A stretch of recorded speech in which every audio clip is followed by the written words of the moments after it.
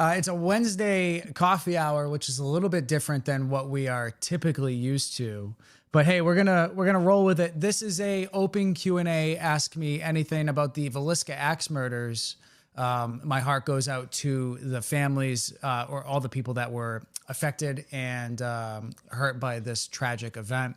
The Villisca Axe Murders of 1812. Dr. Ed Epperly wrote a book on it called Fiend Incarnate, and we are here after 2 episodes with Ed breaking down this case. Open Q&A. You guys have the floor in the chat. I want you guys to send your comments in the comment section down below. Send your questions to us, and I'm just going to ask Ed, read them out loud.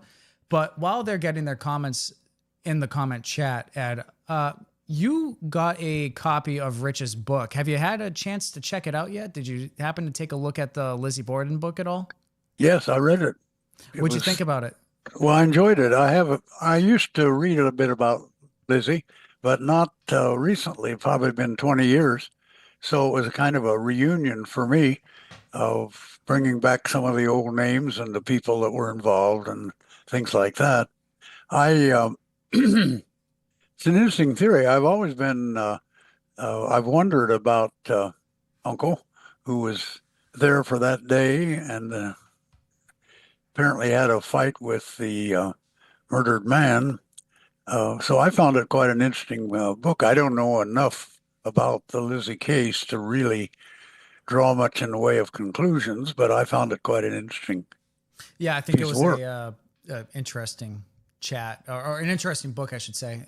We've done several episodes. I think we've done almost 10, possibly more hours coverage on Lizzie, which is crazy, you know, like to talk about the Lizzie case for 10 hours. But I do have some questions in here, and this one came to me via email. I'm just going to read it out loud, the whole email. I can't remember if it was in your book or you mentioned it in the podcast.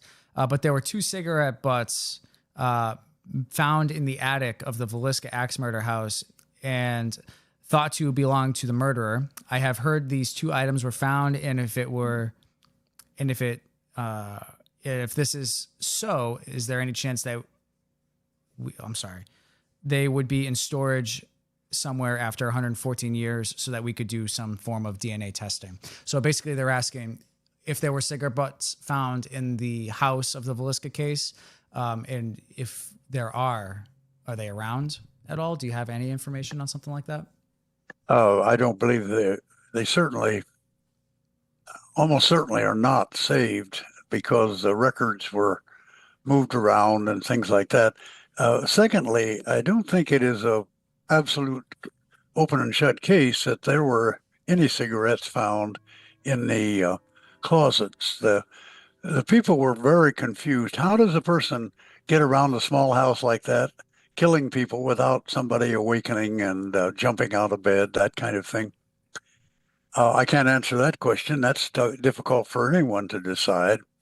But it appeared that that's what happened. But the idea that the killer hid in the closets and came out after they were asleep and then moved across the room and killed the parents, or that idea was widely believed, and it was part of the rumors that went around the town, and it's been saved now. I mean, many people believe that they found smoking equipment. In 1912, it was surprising it would be cigarettes. It much higher percentage of people smoked cigars or chewed tobacco, things like that. The origin of it started the first week in which a sister of the murdered man, Minnie Moore, who worked in Omaha, came back to Villisca the day of the murder, as soon as she heard of the murder, and she had a friend come with her, Mrs. Johnson. I know very little about Mrs. Johnson, but Minnie was suspicious that the killer was hiding in the closets and talked about that.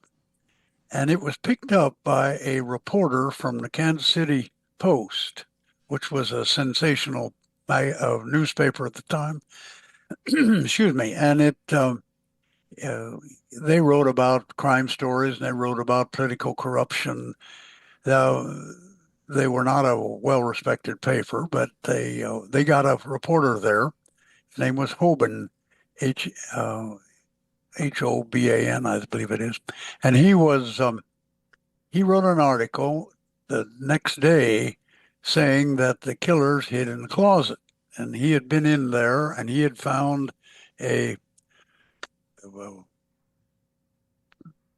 it was a cardboard box full of cotton ticking, and it had been scooped out like someone had been sitting on it. And he thought the killer had crouched down and sat on that. And he reported finding smoking materials. He did not specify what it was. And he said there was a heel print in the closet in the dust. And Mrs. Johnson took that back, and she got back on Thursday of that week, and there was an article in the Omaha World Herald in which she said that if they would have looked in the closet, they would have found the murderer, meaning if Joe Moore had before he was killed. And that was part of the rumor that came along. And so it did not everyone knew about that idea that week. And one of the embalmers, one of the people who worked with the bodies, he got curious about that. His name was Wolf, and he went to the house and went through the closets very carefully. And he said he did not find any smoking material in the closet. Now, perhaps the police had picked it up and taken it away, but he didn't find it. He did find the cardboard box with copper ticking smoothed out, but he said that that box was sitting on two suit boxes, which are very lightly constructed, and if somebody would have sat on them, they would have crushed them flat. So he dismissed that, and I did not find any record that any of the officials who went through the house, the 4 doctors, the county coroner, the marshal, the county sheriff, those people did not report anything unusual in the closet. Even the heel print, they denied seeing a heel print in the dust, although it was very possible that somebody who went through the house wandered into the closet just to see. So I'm not at all sure that there were any smoking materials in the closet. I'm very confident that if they were not saved, because they would not have known, well, why would we save these? Any of the things that we talk about, like DNA coming off of them, even the brand, if it was an unusual brand, where would it be bought? Where could you buy that? That was years or months or years in the future before we started doing that. So, I mean, even in a case that we cover pretty religiously is the DB Cooper case, and that happened in the 1970s, and they had like 5 or 8 cigarette butts from DB Cooper himself, and they just did not save them. They just junked them. They put the whiskey glass that he drank out of, they put that back in circulation. And it's like, had they kept these things, we would have our suspect by now. Like, we would have, this whole case would be solved. It wouldn't be a, I think the Villisca case would have been solved as well had we had modern techniques. Yeah, exactly. Barnabas Collins asks, Dr. Ed, how long did it take to write the entirety of the book? I put the first words on paper on the night that the Russian army invaded Afghanistan. I'd have to look that up, but I believe that was in the late 80s. Wow. And the book actually came out at the very end of 2021. So that's a 40-year something like a 40-year stretch, although just like the research in the murder, which stretched on another 40 years, it seemed like, uh, I did not work on it consistently. I've never done that with the Villisca case. I've never forgotten it, and I work on it. In fact, I did a little fussing around with papers this afternoon. But instead, what I did was I would wait till I had a vacation. I would wait till I had a long weekend, something like that, and then get to an archives or get to a place and interview people that I wanted to talk to. And then we'd put it up and I'd go about my regular job and I would, our family life and things like that.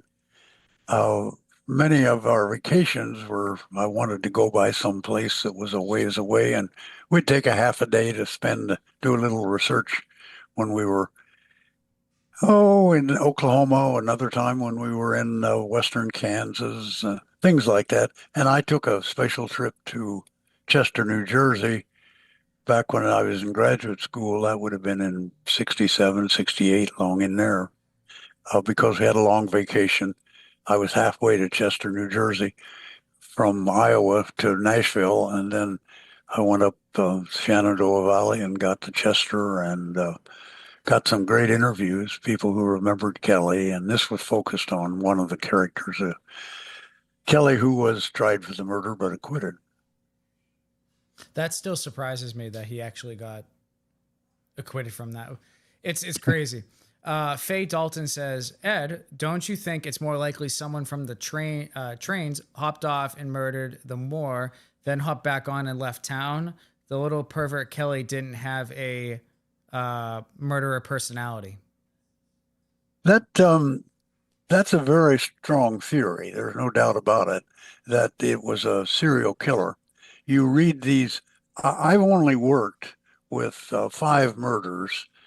Uh, the one in Colorado Springs, the one in Monmouth, Illinois, the one in Ellsworth, Kansas, the one in Paola, Kansas, and Villisca, because they all happened.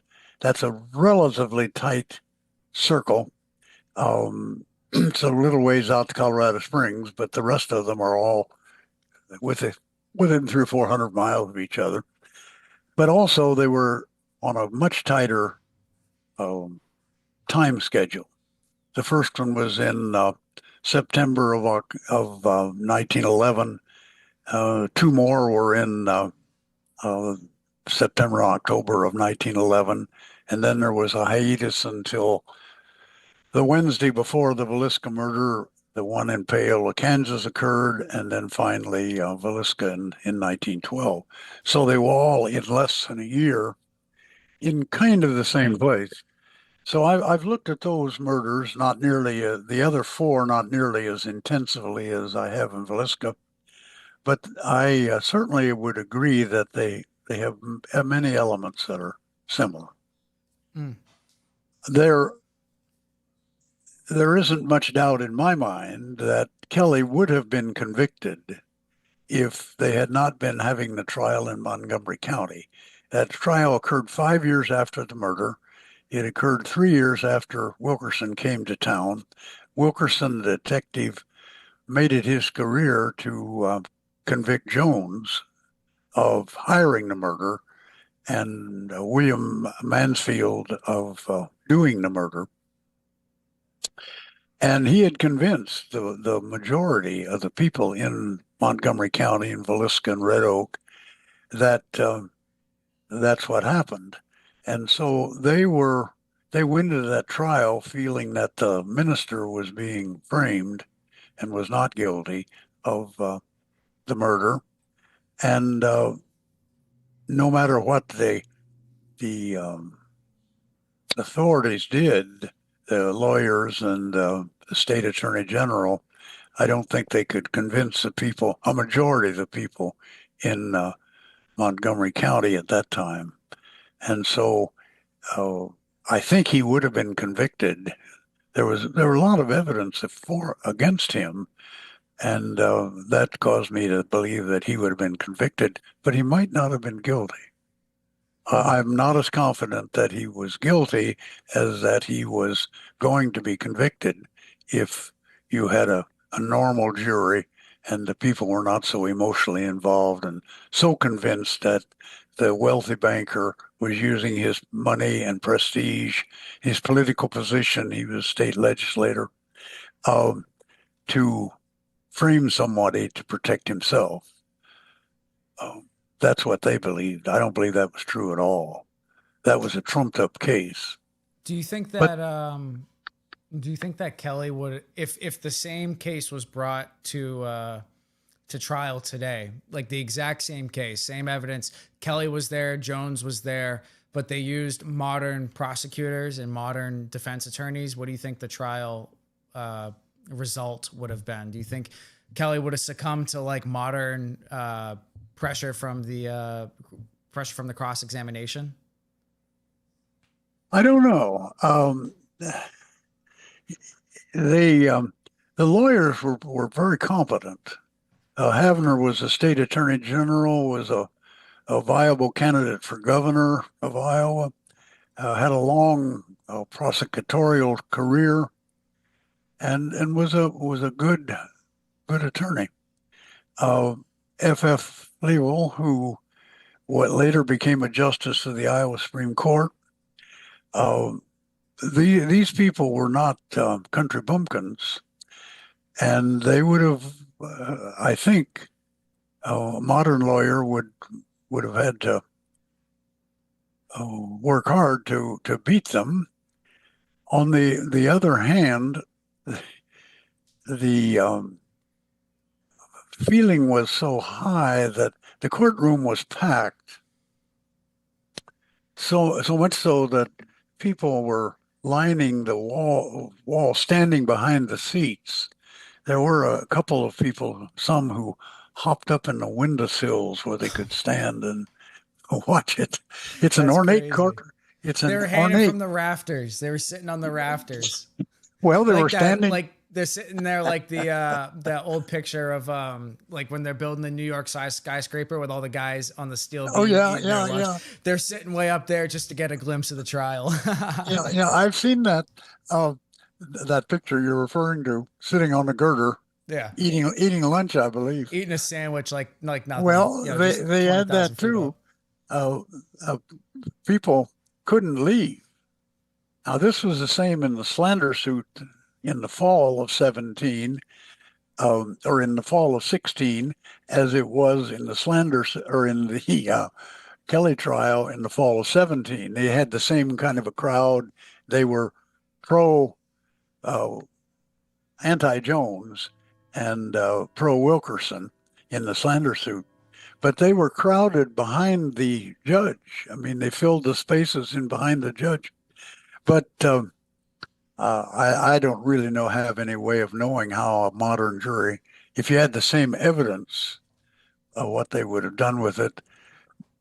But But you also got to remember that modern police tactics are different because Kelly was in the house trying to discover evidence from the case that yeah, he could have, like they wouldn't have just let him in and the scene would have probably been preserved. But then, I mean, yeah, that's right. yeah. But if it were, if you could some way bring those people back, I don't think it's an open and shut case that they would have convicted Kelly. But I do think that it would have been difficult to convict him in Montgomery County, no matter who was, as I have said a time or two, that if Christ himself testified against him, they still wouldn't have convicted him, I don't believe. They were just so convinced that F.F. Yeah. Jones and Blackie Mansfield were involved with the murder. Barnabas asks, Dr. Ed, was Kelly at the church service with the family before the murders? Yes, he was. He was the the service was a Children's Day service down in the basement, and the church had a dividing aisle in the basement, and they had chairs set up on each side. I can. Is the church He still there? actually the church. Yes, it's still there. Oh yeah, Yeah. yeah. Oh, wow. It I can't recall. I'm trying to remember. I think the Moore family, the kids, and the Stillinger girls were in the program, Children's Day service program.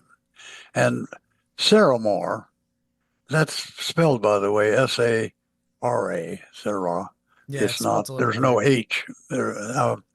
But the she was the assistant director to the minister's wife, and they were up on the stage getting the kids on and off the stage and reminding them what they were to do and things. You can imagine kids of as young as 5. I mean, Paul Moore was 5 years old, and his only statement that he made was he stood out, and I think I don't know if he read a little Bible verse, but he said, "And Jesus loves even me." And I thought to myself, well, That's a bit perhaps foreshadowing. he might have found out that night. Who Yeah, knows? that's grim. Oh my God. But Someone in the chat is asking, Dr. Ed, have you written any other murder books? Do you have any other writings? Or is this not the, not really. no? I've written an article too. I've written quite a few. Um, uh, I can't remember my terminology uh, for the Rundles who made the film Villisca Living with a Mystery. I've written several um, introductions to the books that they wrote. They brought out a series of books. I don't think they're in print now, but they had one on the trial statements, the pre-statements that were made by the people who were going to testify. Each of them had a kind of one-page summary of what they were going to say, and they had the a facsimile copy of the coroner's inquest and a couple of others. And I wrote an introduction for those. But I've been flirting with taking the interviews I took and seeing if I could make a publishable item out of that. Partly because I'd like to see people get some of. But one of the difficulties of Villisca information is in a corner of Iowa, and everyone's flying over it, and that's most of the information is in Iowa. And so it's hard for people on the coast and who are interested in this. I sell a book or two through Amazon to England. I sell a book or two through Amazon to Australia and India. I've sold a couple of 3 books in India. Really? Uh, yeah, Oh, people who speak and write English, I think, and are interested in murder probably know about it.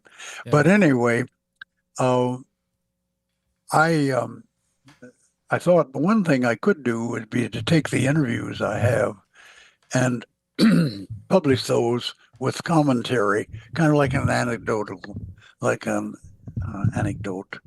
Um, I don't know whether I'll do anything with that or not. I'm pretty old, and anybody that took 40 years to write his first book, you can't expect him to do it overnight. Come on now. I mean, if hey, if you're gonna start that book now, I'll expect it in 2065. Well, this would be uh, not a pamphlet, but it wouldn't be a full-fledged book. But Yeah, it wouldn't start off as 800 pages and have to get cut down. no, I had to cut a little. I have thought a little bit. I've talked to Reynolds a little bit about what about pulling out the 400 pages we cut You know what and you should do? sending out as a separate. I would be so interested. I don't know if you have it. If you have like a digital copy of like the original 800 page script, I'd love to read it. Well, I've got a little bug on my computer that says Villisca original first draft, I think, something like that. Oh, I I'd love think to that's read what it. it is. I've never called it up. Uh, for one thing, I'm so far away from the electronic world that it doesn't seem possible that you get 800 pages. You know, I'm going to fill up my machine if I bring it out of there, and what am I going to do? I don't know. Uh, I flirt with doing things, but time's limited. I'm not sure I'll have time to get that done. We'll see. Certainly. Well, hey, if you do come across it and you find it, I'd love to read it. I'm sure you would. Dr. Ed, why do you think the mirrors were covered up? That's an interesting question. I don't know, of course. Uh, we do a lot of speculation about why was the scene like it was, but it is all speculation. We don't really know for sure what's going on. Um, the most people feel, and I tend to agree with them, that it reflected a kind of a superstition or a funeral ritual. A lot of people wonder because during Victorian times, they English, Jewish traditions have it. Lots of people in that at that time, if there was a corpse in the house waiting burial, a lot of the funerals took place in the home. They would cover all of the mirrors. In fact, when Lincoln lay in state after he had been assassinated, he was brought to the White House, and then they covered the mirrors and put bunting around them, things like that, and that's been a common explanation. Over the years, I've kind of shifted away from that a little bit. I did some work with superstitions because just to make sure I knew something about the superstitions. Uh, I'll give you a couple, and we'll get to the answer in a minute, but let me give you a couple. One is if you see yourself in the mirror at midnight, you'll see the devil. And all of I got your, mirrors all over my house. Maybe I am the devil. well, your listeners, They'll make that decision they can check themselves. that tonight if they want to. Uh, there is also a common one, something to the effect that if you see yourself in the mirror while there's a corpse in the house, you will die within the next year. Things like that. Mm. I don't hold a lot of that doesn't hold a lot of water with me, except the killer might have believed it. He was a person of that period. But if you look at the picture, I believe it's in the book. I don't know what page, but that picture shows the mirror with the covering over it. I think that's the only interior picture of the house that was taken that day that got saved. I wouldn't stake my career on that, but I don't know of any other such photographs. I got that photograph through the Des Moines Register newspaper, and they had a fellow on the scene the first day and stayed for several days. And I suspect that he took that picture. They allowed the press in the house, and the house wasn't cleaned until, let's see, the funeral was on Wednesday. It was cleaned on Thursday. And so I suspect that they just left the mirror alone until then. But if you look at the picture, it's a lyre-back mirror, and if looking at it on the right side, I think it's a black skirt, has been thrown over the mirror and pulled about three-fourths of the way or two-thirds of the way across the top. And then it comes down at an angle so that it's only 2 or 3 inches from covering the mirror completely at the bottom. And then so you've got a slice through the mirror that's covered and a slice at the very side on the left side as you look at the mirror that was not covered. That mirror was sitting on the dresser against the wall in the Stillinger's bedroom. And so there's a narrow space, and here's the bed to the, well, gesturing. I don't know if anybody can, I got to anyway, the mirror's on the east wall, the bed's in the middle of the room, the lamp is at the foot of the bed, corner at the corner of the bed. The girl, Lena, who looked to be the object of the killer's interest, she had been her garments removed, undergarments removed. Her skirt was above her waist. She was on her um, right side with the left leg drawn up. The light coming from the mirror would expose her, and the killer would have been moving around or standing between the mirror and the victim. And I wonder a little bit if he did not catch a glimpse of himself, corner of the eye, just of as he walked, as he moved, or he saw movement in the mirror, even if he didn't recognize himself. And that was a startling experience. It caused him to be frightened, jump, something like that. And so he didn't like that. And he just pulled open the dresser door and grabbed the skirt, and then just kind of threw it over.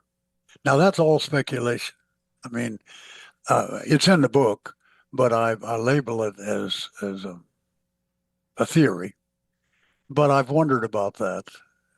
It may be that he covered all of the faces with a cloth, usually I didn't realize that he did that. Yeah, he did that, and then he pulled the covers over them. Oh, really? So the Moors were found covered by blankets. Yeah. I didn't realize that. That's interesting. Okay. Even Lena, she was the only one that was exposed in any way, and it was only just a little corner of her buttocks was to the east and was not covered by the blanket. The rest of them were covered from head to toe, and they had a face cloth over their face. Wow. I didn't realize that. And it's possible that he was following funeral funeral regulations, expectations, and did that. I don't really know. It's such a weird thing if he's following that. He's like, oh, I just did this heinous crime, but I got to make sure that I do this, though. You know, I wouldn't want to disrespect the dead, so I got to do this. Exactly. I have felt that same way. It's like, what? Why did he care about anything like a funeral ritual when he had just chopped their heads? That's insane. Oh my God. C. Lynn asks, wonder what made Ed pick the Villisca Axe Murders case to write about? I think it was just luck to some extent. I grew up about 100 miles from Villisca, and I'd heard of it as a child. I was born in 35. The last trial was in 21. So it was still recent. Lots of people were alive and experienced it. The Des Moines Register had written several, every 20 years or so, they did a feature article about it. So it was in the air, and people knew about it, that they wouldn't know about it across the nation. It had some national publicity at the time, but that faded away as things do. But I had gone to, which was Iowa State Teachers College, it's now Northern Iowa University, and three of us had gone from this little town, and we were seniors, history majors, and we were assigned a paper in Iowa history, a topic. We were said, pick a topic and write a paper about an Iowa topic. And we were driving around. Have you got your paper? No, I can't think of anything. And finally, somebody, I don't remember which of the three of us, suggested, oh, let's do something really interesting. And let's pick something that we can do some research. We can leave the campus, we can leave the library, we can get out where it happened, talk to people, interview people, see if we can find documents. Yeah, that'd be fun. That'd be exciting. I'd never done anything like that. Do original rather than secondary research. And so we talked to our instructor, and she said, sure, that's fine as long as you're willing to take the same grade. And that's fine. We didn't worry much about it. We were going to graduate in a month or so, and whatever grades we were going to get in that senior semester wasn't going to affect that at all. So anyway, we took off, and went to Villisca, interviewed people, and came back, wrote the paper. The We talked about it. We got excited about it, got interested, three of us, and we flirted with, well, what about doing a book about it, or what about a magazine article? And nothing came of that. We One of the three wrote a book for a magazine, or an article for the magazine, The Iowan, which was popular at that time.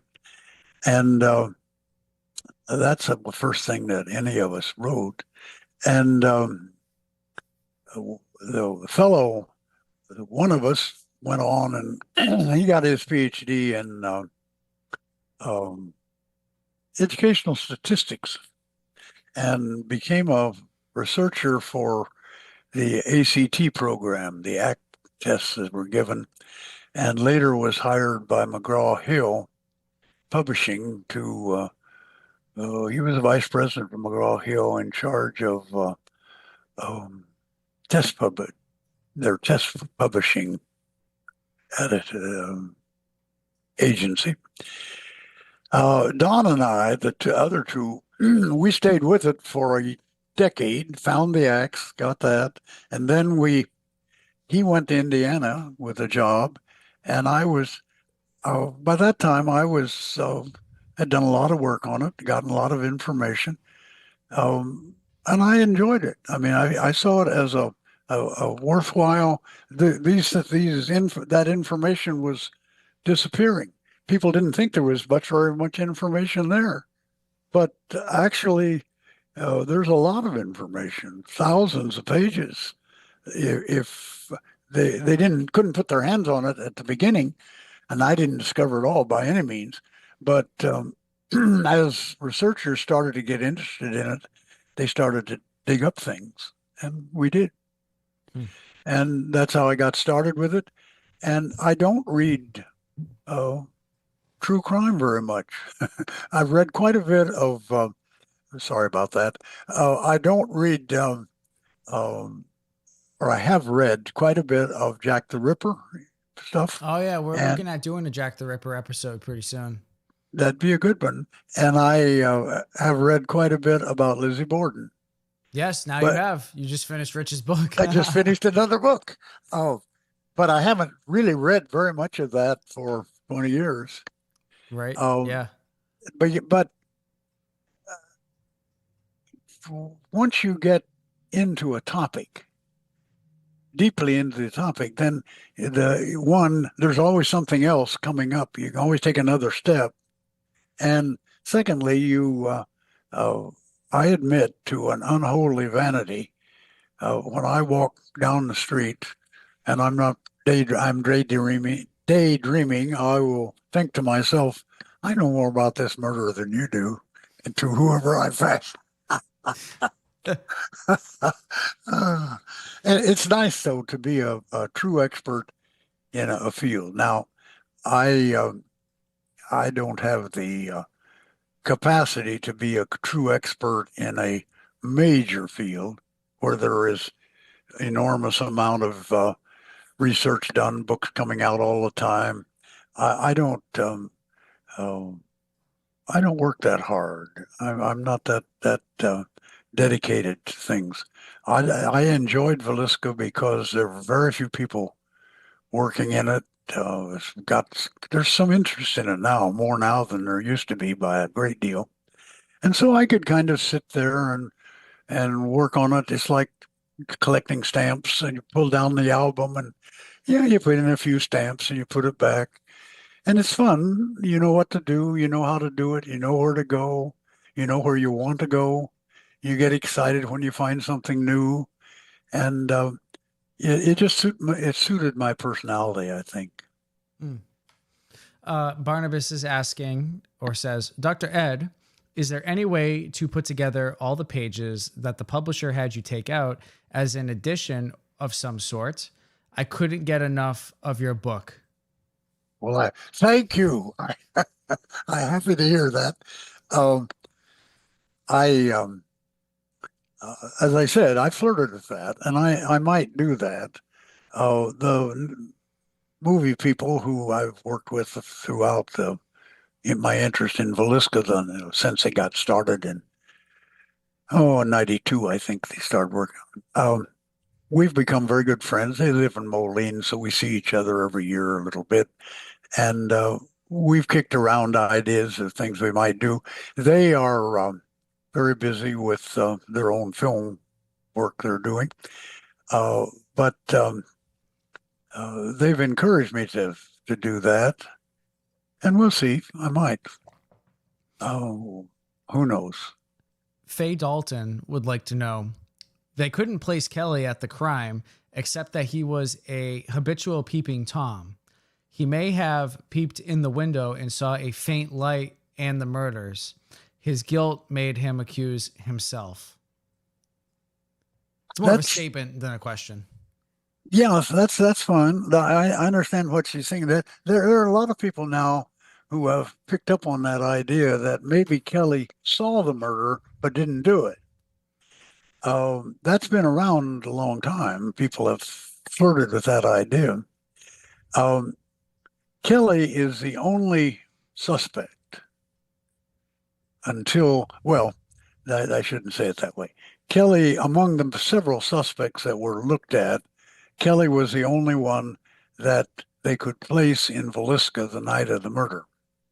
They couldn't, that's why Mansfield fell out of the public search, because he had documentary evidence, he had testimonial evidence, both, that he was in Montgomery, Illinois at the time of the day of the murder. He was working for a provisioning company that fed a railroad gang that was working on a railroad in Montgomery, Illinois. And they paid him with a pay slip, which got converted into a check roster that he had to sign. So he's got his signature and he's got the pay slip. All of that was found by his defense lawyer. And when he was before the grand jury, they pretty well blew the case up that he could be the murderer. But Jonathan Winters, no, excuse me, Jonathan and Winters I laugh at all the time, but Jonathan Richards was a lawyer in Villisca that I interviewed several times, and he saved a lot of the records. And he knew about that rumor, and he dismissed it personally, because he said to believe that, then you've got to have somebody, a stranger, mentally disturbed enough to do the killing, and another stranger who'd never been, neither one of them had ever been in Villisca before, to be in Villisca at the same time. And because of Kelly's proclivity of peeking in windows, he happened to be peeking in the window when the murderer was. He said, that's too big a coincidence for me to accept. And that's not evidence, that's an opinion. And I tend to be in that camp too, that Kelly either did it or he imagined he did it. That was possible. Kelly had been in the house after the murder. It had been 2 weeks after the murder, but he had walked through the house. Kelly had read probably every newspaper that reported on the murder. And he talked about the murder. He wrote letters and things like that. And it could be that in his addled mind, he was creating, and he might have imagined, he thought he was the Postmaster General of the United States when he was in the hospital in Washington, D.C. And if he liked you, he offered to appoint you to local postmaster jobs. So he was psychotic at times in his life, kind of episodic. He would come and do psychotic things, and then he would get better. What's your take on the bloody shirt? Well, that's one of the pieces of evidence against Kelly.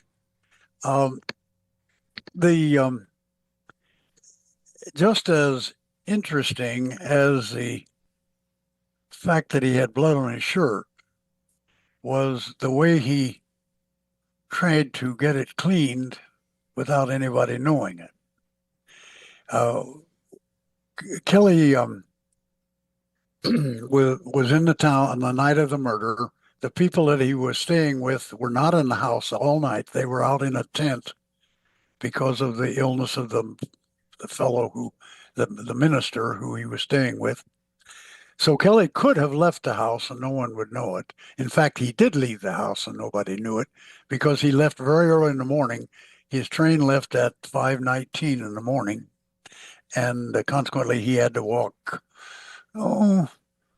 for about 5-6 blocks from the house he was sleeping in to the train. So he had to leave at, I don't know, 4:45 maybe, and therefore nobody knows whether he was out and around or not. But anyway, he was living in a little town called Macedonia, Iowa, which is 50, 60 miles from Villisca. He came by train. And there was a fellow had a drugstore in town, Billy Miller. And Billy had a concession where people would bring in their white shirts and their starch collars on Monday morning, Tuesday morning. And I think on Wednesday, he sent those. They threw them in a container. And they sent those to Council Bluffs, to a laundry, Falls City Laundry in Council Bluffs. They would get them. They had a number that they recorded as to which one was which, kept them straight with a little ticket, and launder them, pack them up Friday or Saturday, send them back by train, and people would pick them up. I think they sent them on Friday, and people would pick them up on Saturday before Sunday service. Well, everybody had their name on their package when they sent it, but this package was not delivered to Billy Miller. It was taken to Council Bluffs and pushed through a drop slot. And they opened it up.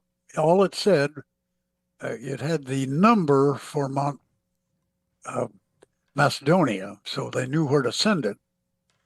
But it only had a note saying, "will be claimed."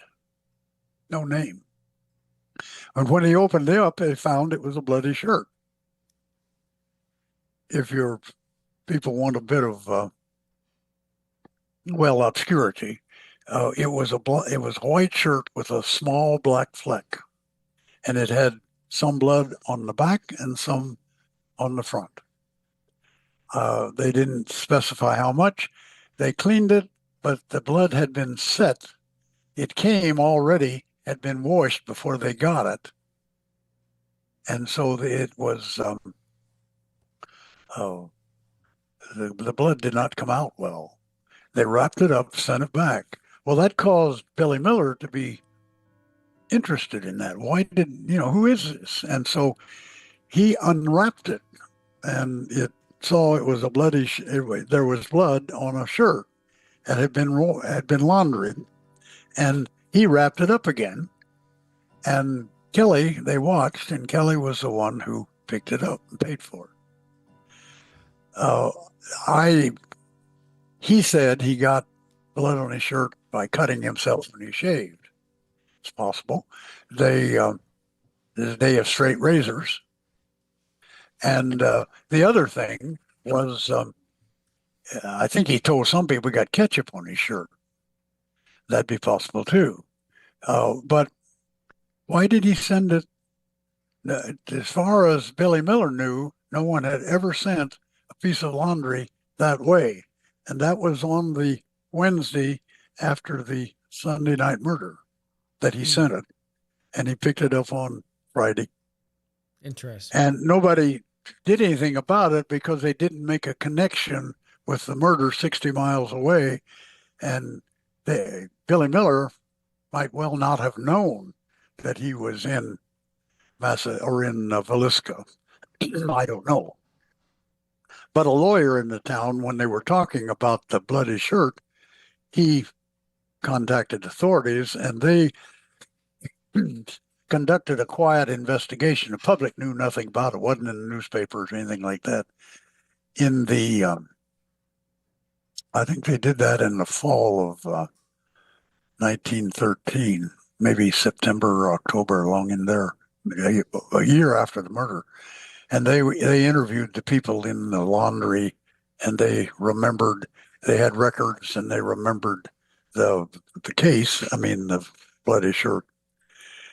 But I forget what the question was. But there was no question. There was just some chatter inside the chat about the bloody shirt. So I just wanted to get your opinion on it because they were talking about it inside the chat. Sure. But I do want to thank One Takes Adventure and Barnabas for supporting the channel and sending $5. Thank you very much. I appreciate it. And with that, I'm going to read One Takes Adventure's message. Thanks, Seth and Mr. Epperly. I appreciate the time, research, and thorough answers tonight. Well, I'm just the interviewer. So Ed, One Takes Adventure supports you, and he says thank you. Well, I appreciate that. Thank you. Barnabas has a question. There's overwhelming circumstantial evidence against Kelly's, especially him telling the couple on the train about the murder before it had even been discovered. That's right. A question. More of a statement rather than a question. Yeah, but that's one of the reasons that had there not been the wave of anti-Jones feeling in the county, that he would have been convicted. If they had just arrested him and Wilkerson had never come, and people might have thought it was Jones, but then with that kind of testimony, they probably would have convicted him. The people who believed that Kelly might have seen the murder, that's one of the things they argue back that, well, he knew about it because he looked at it, and he was so excited about it, and he was jumping around in the railroad car talking about it because it was the most horrific thing he'd ever seen. I would love to be a fly on the wall for that conversation.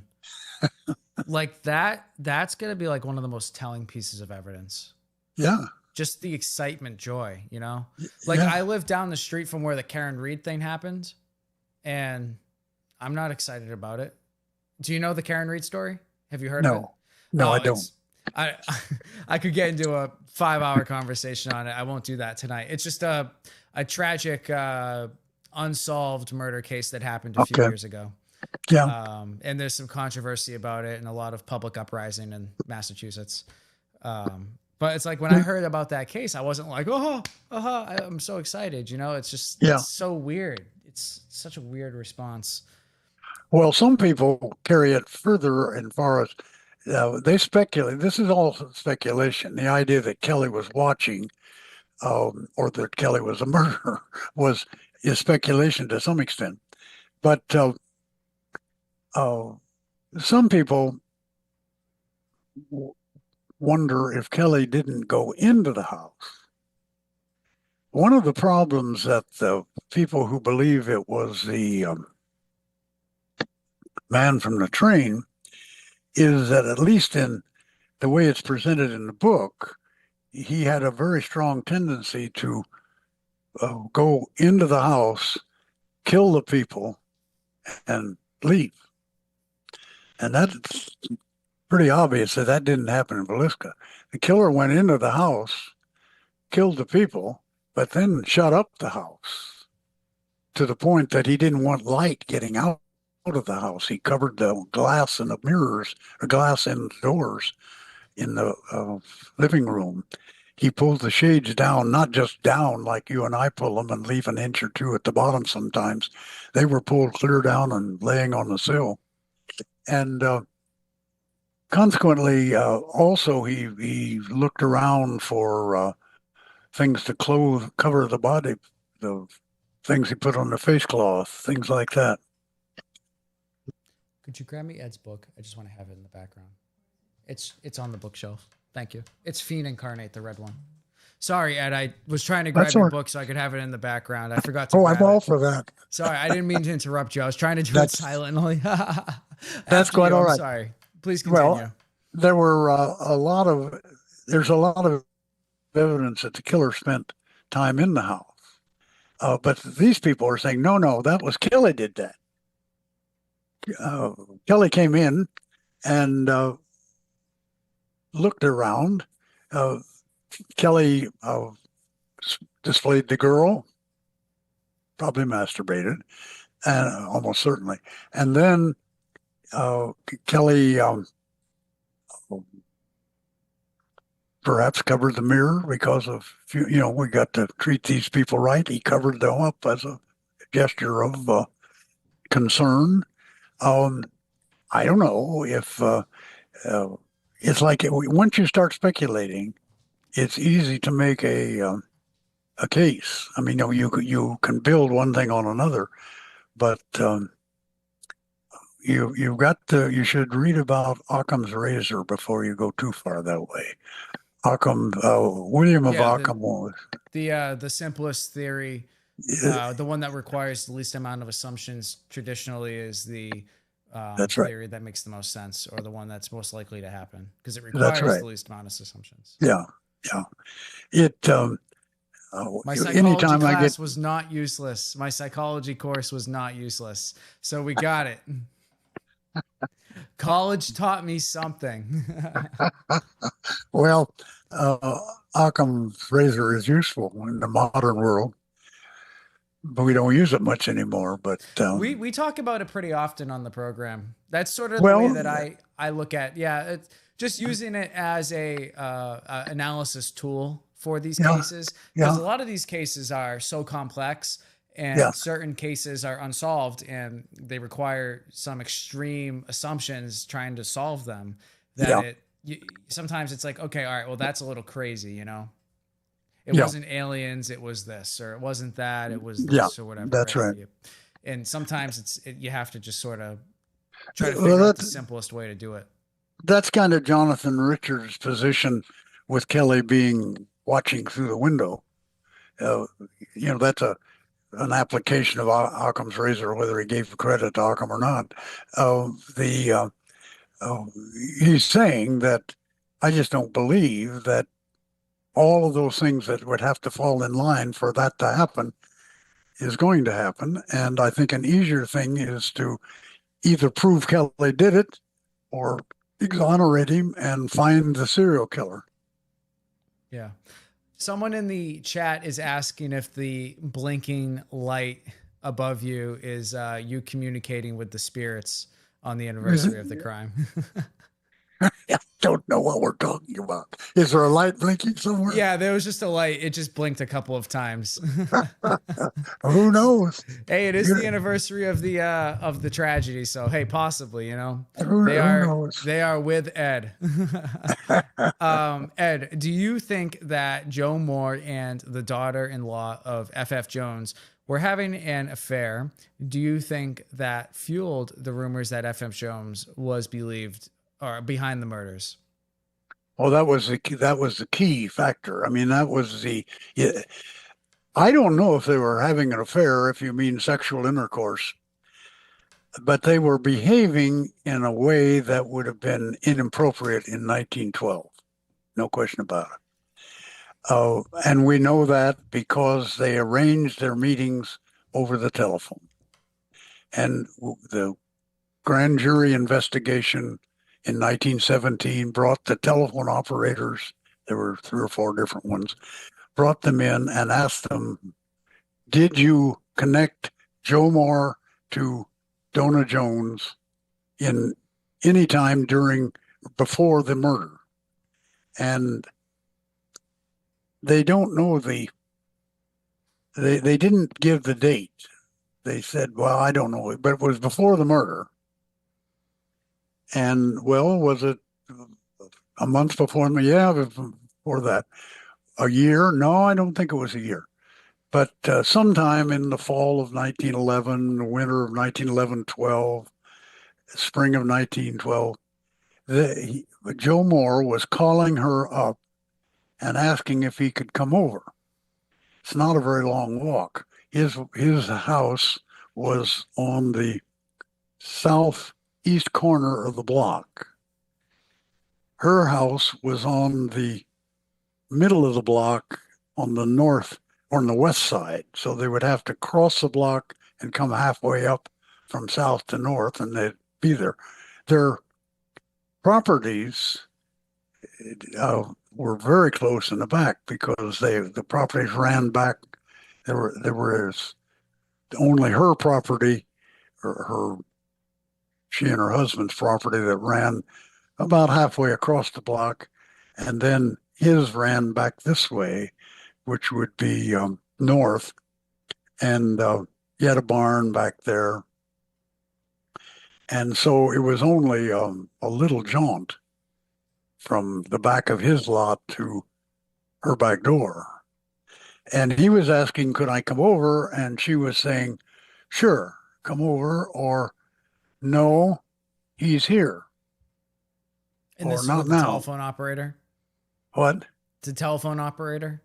The telephone operator testified as to what she heard when she listened in. So that they all talked about that. And everyone in town knew that. Many of them denied it when they were asked in the grand jury. But in these interviews I've done, people talked about they knew that they were having an affair. They were having an affair in the extent that he was visiting her when he knew that no one else was there, including her husband wasn't there. Sometimes he visited her when her husband was out of town. He wasn't the only person. There was a man named, can't get it right now, he was an insurance salesman, young man, wasn't married yet, and he was calling her regularly.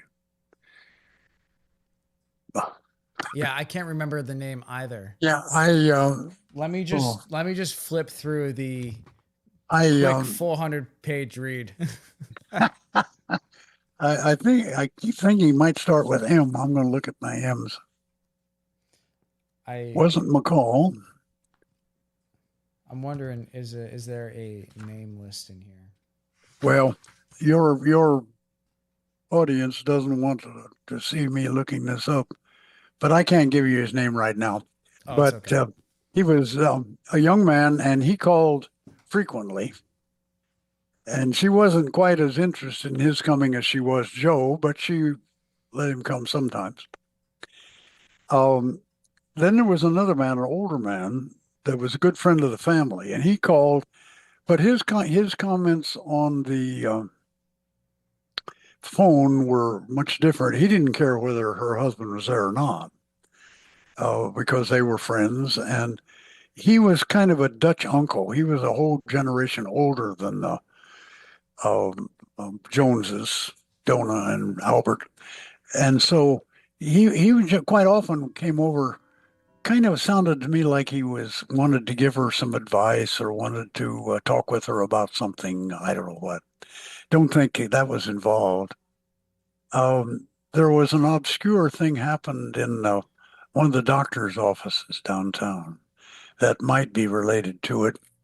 She went to the doctor, apparently, but the doctor had a reception room and a medicine room and an examination room. 3 rooms. And his nurse, she came in Donna came in a side door and went into the medicine room, where the doctor then left and went into the medicine room with her.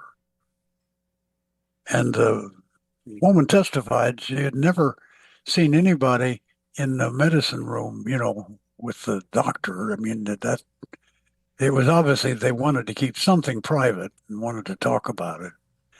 And what was going on? Wilkerson, detective, tried to suggest that it was an abortion. Maybe it was an abortion, or that they were talking about planning an abortion. There doesn't seem to be any evidence that anything like that happened. Everybody had their ear to the ground about everything that Donna was doing, so that I think it'd be hard to pull that off. But uh, I have speculated too. They'd been married now 2, 3 years. She wasn't pregnant. She never got pregnant. Uh, never had any children. And I wondered if it was something about fertility that she wanted to talk to the doctor about. But that's just speculation. I have no evidence of that at all. But anyway, there isn't any question that she was behaving in a unusual manner that the townspeople would have called an affair. Whether they were jumping in bed as soon as he got there, I have no way of knowing. Uh, it's not, the behavior is not commensurate with her actions in the town the rest of her life. She lived there all her life and was a stylish woman, was a financially well off, she was financially well off then because her husband was, and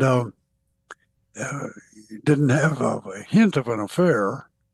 She remarried after her husband had died, and she and her husband lived together a fair amount of time before her husband's wife died. But her husband's wife was an invalid and didn't, I think they were very discreet about it, and people knew it, but I don't think the wife knew about it. But anyway, I can't explain Donna. She's an interesting character. They had a fight. Dave Davies, that's his last name. Davies. His first name is Albert Davies. He was an insurance salesman, and one night the people in the phone office, saw the light come on the board and plugged it in. And nobody, it was at the Jones house, Albert Jones, Dona, and expected someone to answer, but wasn't. What had happened was there was a fight going on. Albert Jones had apparently come home unexpectedly when Albert Davies was there. I don't know what he found, but it led to a fight, and there was furniture tipped over and loud shouting and things like that, and all of a sudden a pistol shot. And nobody saw it was Albert Davies, but the Central girls knew who they connected to say, yes, it's all right to come over. And the shot hit Albert Davies in the thumb and didn't exactly shoot off his thumb, but it took a piece out of his thumb. And the next week, he appeared on the street with his thumb wrapped up, had been treated by a doctor and so on. And he said that he had a young horse that was fractious, and he had his hand in the harness ring, his thumb in the harness ring, and the horse reared and almost tore his thumb off. But all the people in town knew by that time from the people in the telephone office that the husband had come home in the wrong time and there'd been a fight. A lot of people carried guns in those days. Yeah. A lot of people did. It surprises me that it didn't rip the entire finger off. You know? Yeah, I don't know. Like, that's crazy to me. Like, my thumb is not that big. And like, to imagine that like a bullet just, yeah, well, it must have been like a 22. There's no way it was like a 357. No. But it could have come in between the thumb and forefinger and taken a piece out there, or could have come this way and taken the ball off of it. Things that I don't know. I have never heard what condition the thumb is. Yeah. But that was supposedly, that's pretty obvious that was true. Yes. So the answer, takes me a while to get these answers out, but the answer is that yes, they were having an affair. I think your book said the night of the murder, someone was heard going up the stairs to the downtown office where a female phone operator was working. Doorknob tried, in person left. Do you think it was related to the murders? Probably not. She was she had a fiance. And they got the person we're talking about was Xenia Delaney, and she was a telephone operator, the night operator in the mutual telephone system, the night of the murder, Sunday the 9th of June, the night of. But the time this happened, it was Monday morning, the 10th of June. The murder probably had been committed. The telephone office was on the second floor of a downtown building, which was half a block off of the town square. It was Rossmore's drugstore, actually. Who owned And that drugstore? Now, No, who owned it at the time? Rossmore, He owned it. Okay. All the right. brother of the murdered man. Yeah, Okay. he was the druggist, had the store, but he had rented the what would be an apartment to the mutual telephone company, and that's where they had their switchboard. And so she had come on work. I think she worked from 6 till 7. I think she worked 13 hours, but she could sleep at night. They had a cot in there because they only call very few late night calls in those days, completely different than what we do today. Um, so she could sleep, and then when the buzzer sounded that a call would come in, she would get up and take it. Nearly always an emergency for something like that. To get to that apartment, you went up an outside cast iron staircase. It had 3 loose steps. And that staircase, I've been up that. I've been in that apartment. It's an apartment. Was an apartment now. The staircase is no longer usable. It's unsafe. It wasn't to their advantage to tear it off and put on a new one. But you go up the stairs, and the killer did, or the visitor did. I don't know. It's a killer. The visitor did, and she heard the step creak. She was lying on the couch. She had a night light on, and she stayed lying on the couch and heard the steps one after another creak. And then she heard the outside door open softly, and somebody came in, and very light footfalls through the hallway. And then the hallway is only 6 feet from the door, I suspect. So it was just a short trip across. And then you went up 3 steps, and there's the door that you have to go through. And she lay there and watched the door slowly turn, the doorknob. Now, when I give my little presentations of food at the library and things, I always stop at that point and say, and when you buy the book, you'll be able to find out what happened. Always gets a laugh. But anyway, what happened was the door was locked. And so then she heard the person go back and down and start down the stairs. She got up and tried to look out the window to look down the stairs, but it was too steep, she said. She testified that she couldn't see down the steps who was on the stairway. The case against that, being the killer, is that she had a fiance, and they got married within a year, I think, and it would not be completely impossible that he crept up the stairs to surprise his future wife, or to meet with her, or who knows. But there's no. She had a very productive life. She became a social worker, left, came back, and was a recognized figure in the community. The other thing, though, is one thing that I've observed. There's some evidence that if it was a serial killer, he was not always satiated by one murder, and he would get another murder. Um, in Colorado Springs, that's what he did.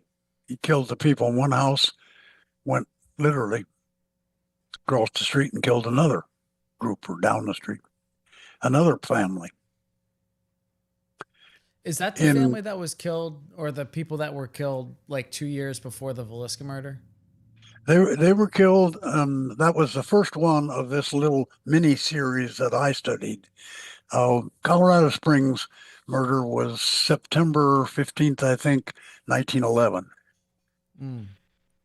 And then 2 weeks later, September 30th, 1911, the family in Monmouth, Illinois was killed.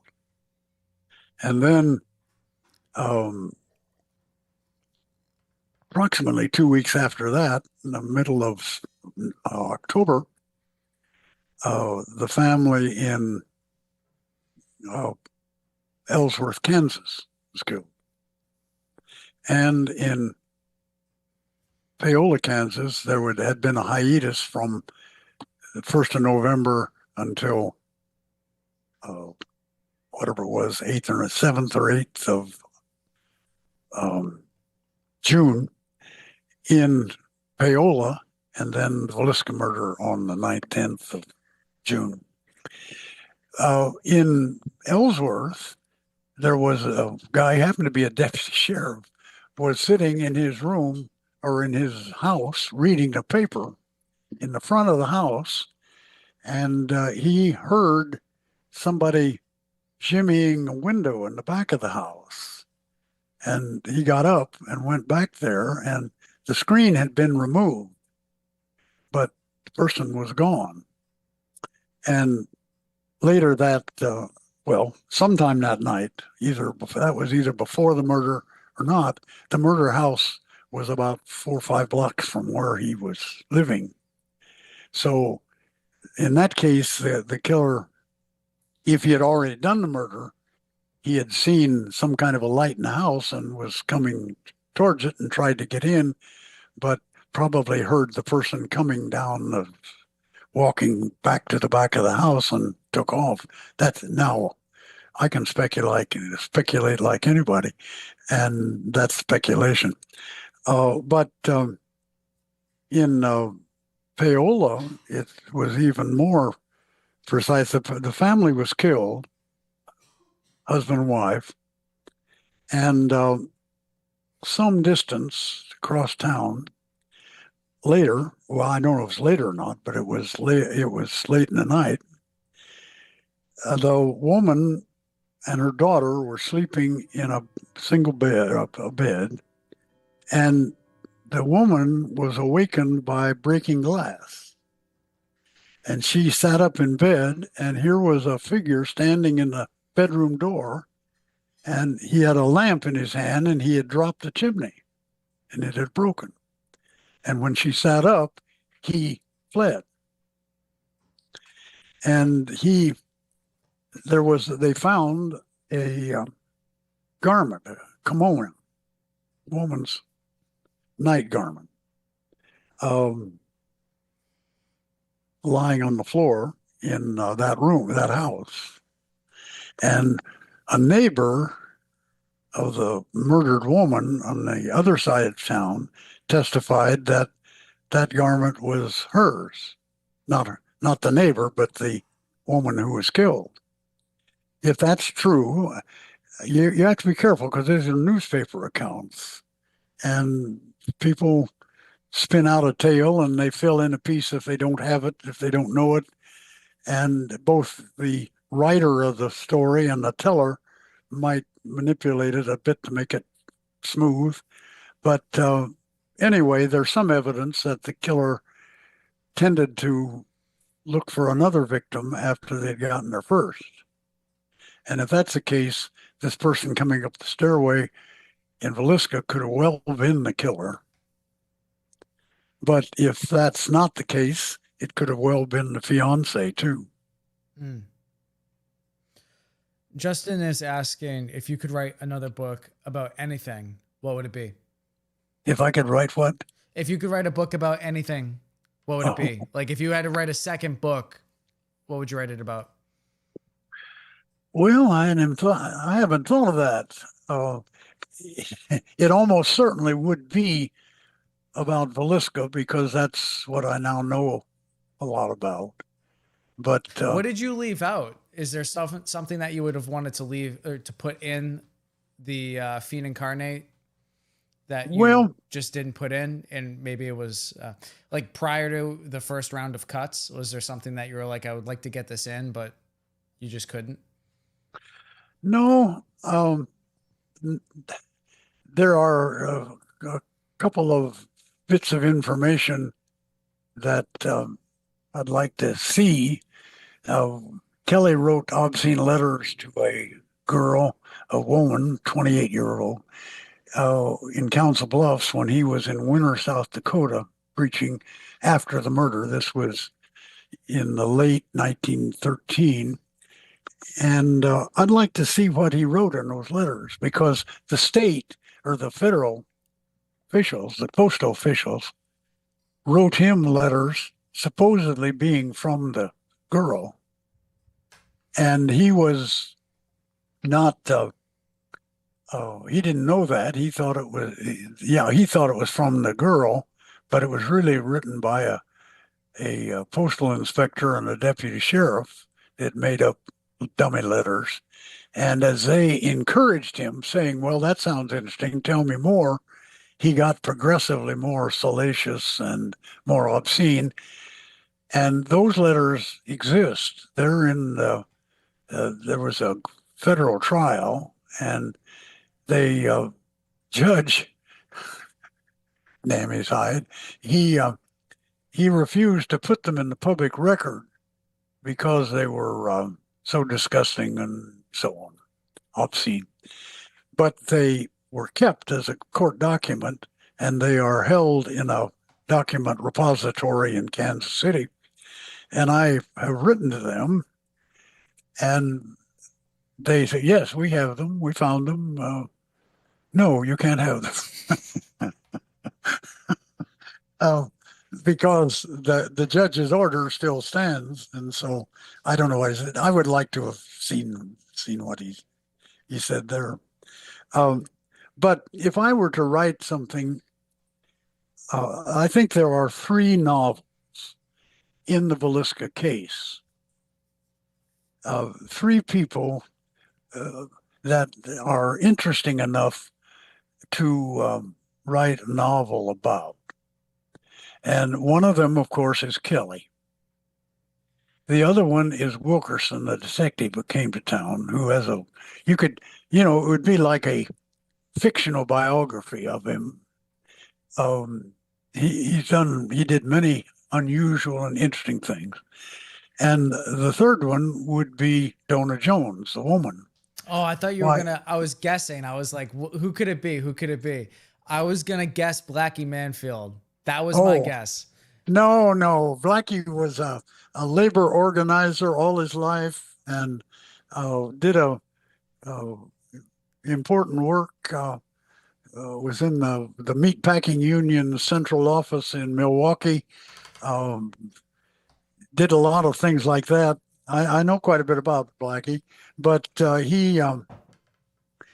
he was a normal person. I mean, Yeah. he wasn't unusual, really. Even though he was accused of murder, he didn't do it. He actually was accused of murder twice. Really? But yeah, they Oh had my God.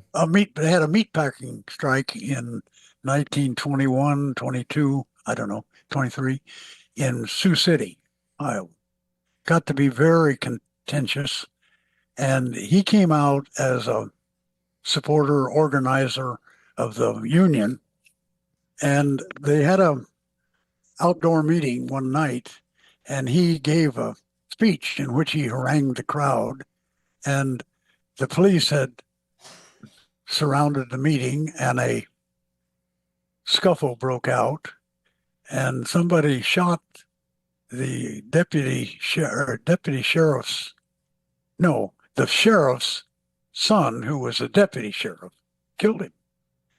And Mansfield wasn't involved at all in the shooting, but he was arrested, and they were going to try. They wanted to try him on the basis that his inflammatory speech triggered the fight and consequently the murder. So he was guilty of the murder. I don't think they caught the murderer. I mean, the crowd, and he lost himself as soon as he had fired.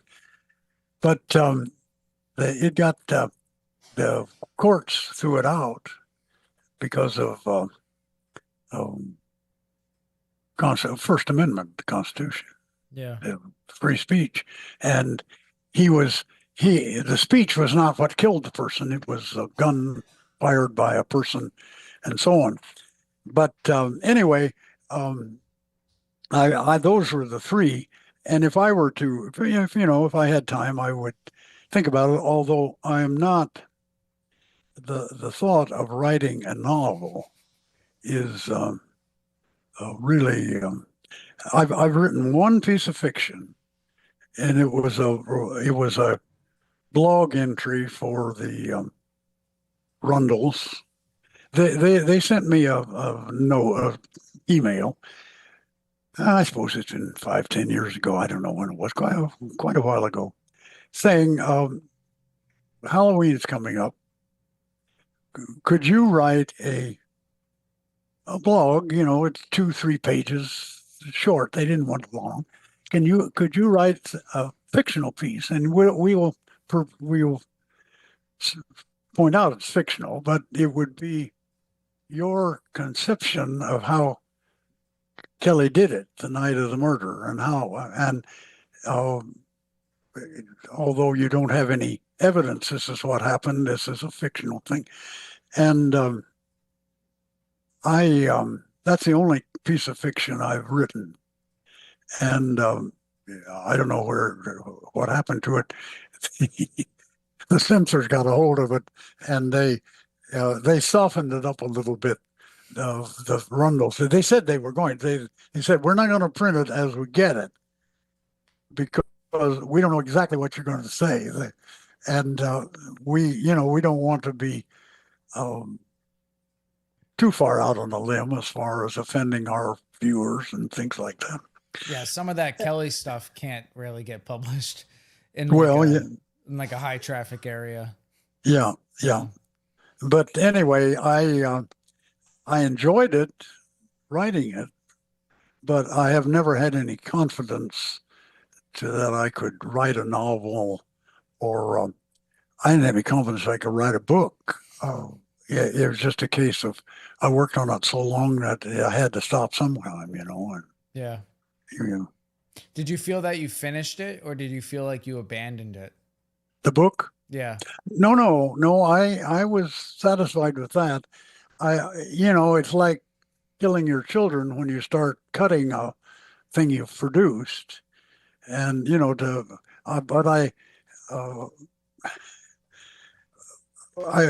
of the things that was guiding me in the research was if it's got anything to do with Villisca, I want to know about it.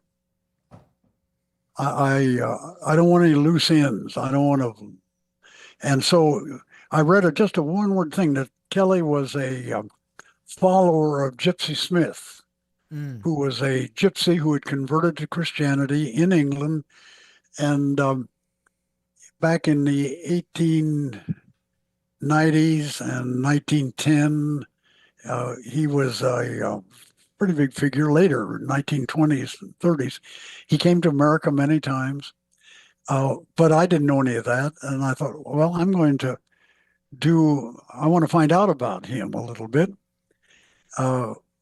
He was kind of like Billy Graham, Billy Sunday. He was that kind of didn't have radio, but he was a preacher. He had spent a lot of time. He would come into a town and he would go into taverns and bars and brothels. I have read a newspaper account of him going into Chicago and barging in and preaching to these wayward folk. But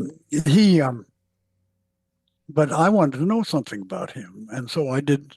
I stopped the Villisca research and spent a little while, not long, a couple of weeks when I had some time, and got at least a smattering of knowledge about what he was like and things like that. So whenever was, and I threw that in. I mean, I put in stuff like that, and that's when the book was twice the size it was. And the I ran out of pages. I had to cut. I knew that. And here was a great story. I really liked that. Didn't have very much to do with Villisca, but it had a short tail connection. And I was sad when I had to throw it aside and put it away.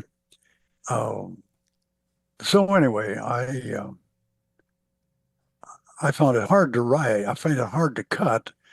But when I got to the end of the book, I put some time, quite a bit of time, on looking up what happened to the people, the principals after the murder. The Joneses were easy because they lived out their lives in Villisca, and that could find that pretty easily.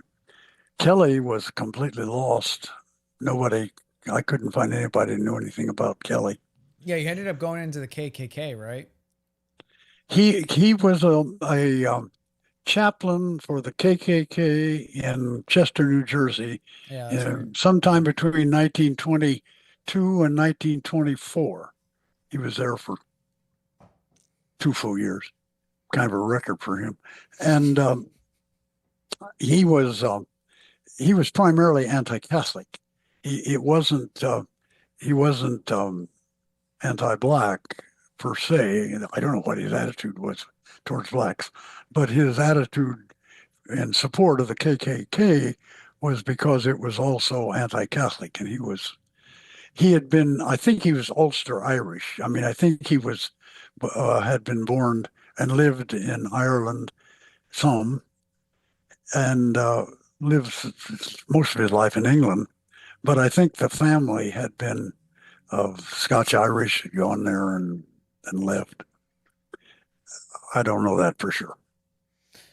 One Takes Adventure would like to know, Mr. Epperly. Wait, where am I? Oh, okay, hold on.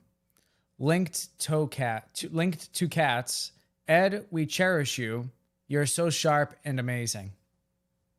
Well, yeah, well, thank you. I think I am too, but uh, I should tell you one thing. We've been talking about these books that why don't you write this? Why don't you write that? I'm really uh, pretty severely dyslexic. Really? Yeah. Now, I kind of am too. That's why I have such a hard time reading my phone. It could yeah, also be the fact that the font is so small. yes, yes, yeah. Well, I I am in it takes me a long time to write for things because if I wanted to, it doesn't take me long if I'm writing to a friend and I just send it. But if I'm writing to someone that I don't want, I want to have them give me serious consideration.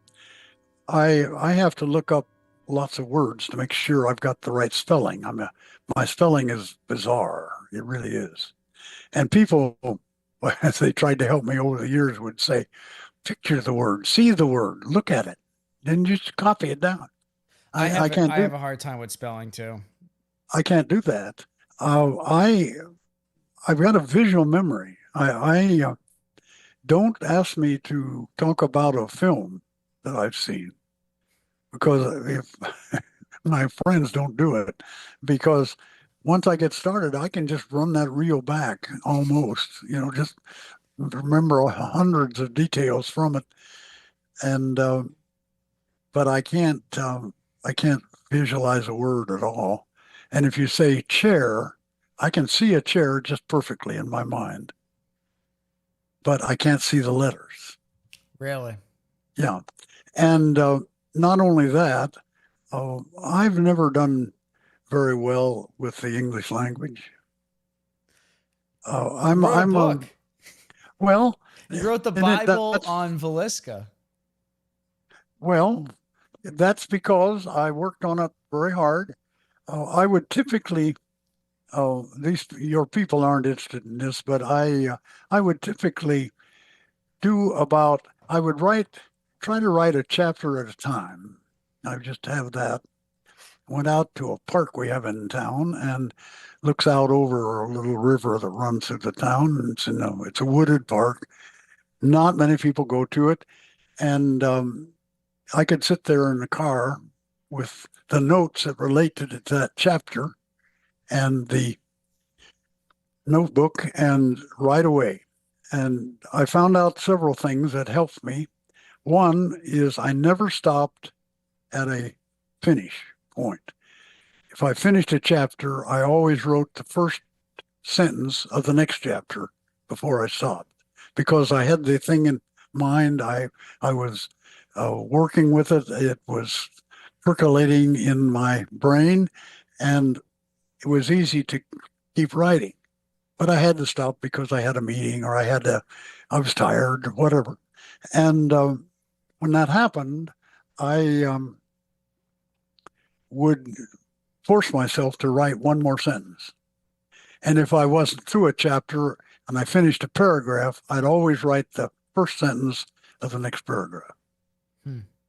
And that helped a great deal because before that, I would get long writer's blocks or I had finished something and I couldn't pick up the new thing. There's only there are 4 words of plagiarism in the book, and they are the first 4 words I wrote. Mary Peckham was uneasy. And I wrote it. The reason I plagiarized that was I couldn't figure out how to start. I sitting there, I had the Russian invasion on the news blaring away. I think it's that way. If I cut it out, I'm really going to be embarrassed. Was it in the prologue? Nope. Oh, it's right here. Yeah, chapter 1. Mary Peckham was uneasy. Yeah. The shrub bush and stirring stick in her hand were bone white from 1,000 wash days, but this Monday morning seemed strange. Yeah. Yep. There it is, chapter 1. The reason I said I started that way was that I'd been sitting there for half an hour. Not, it's a little bit like call me Fred, or call me Bill. I couldn't get call me Ishmael. And so I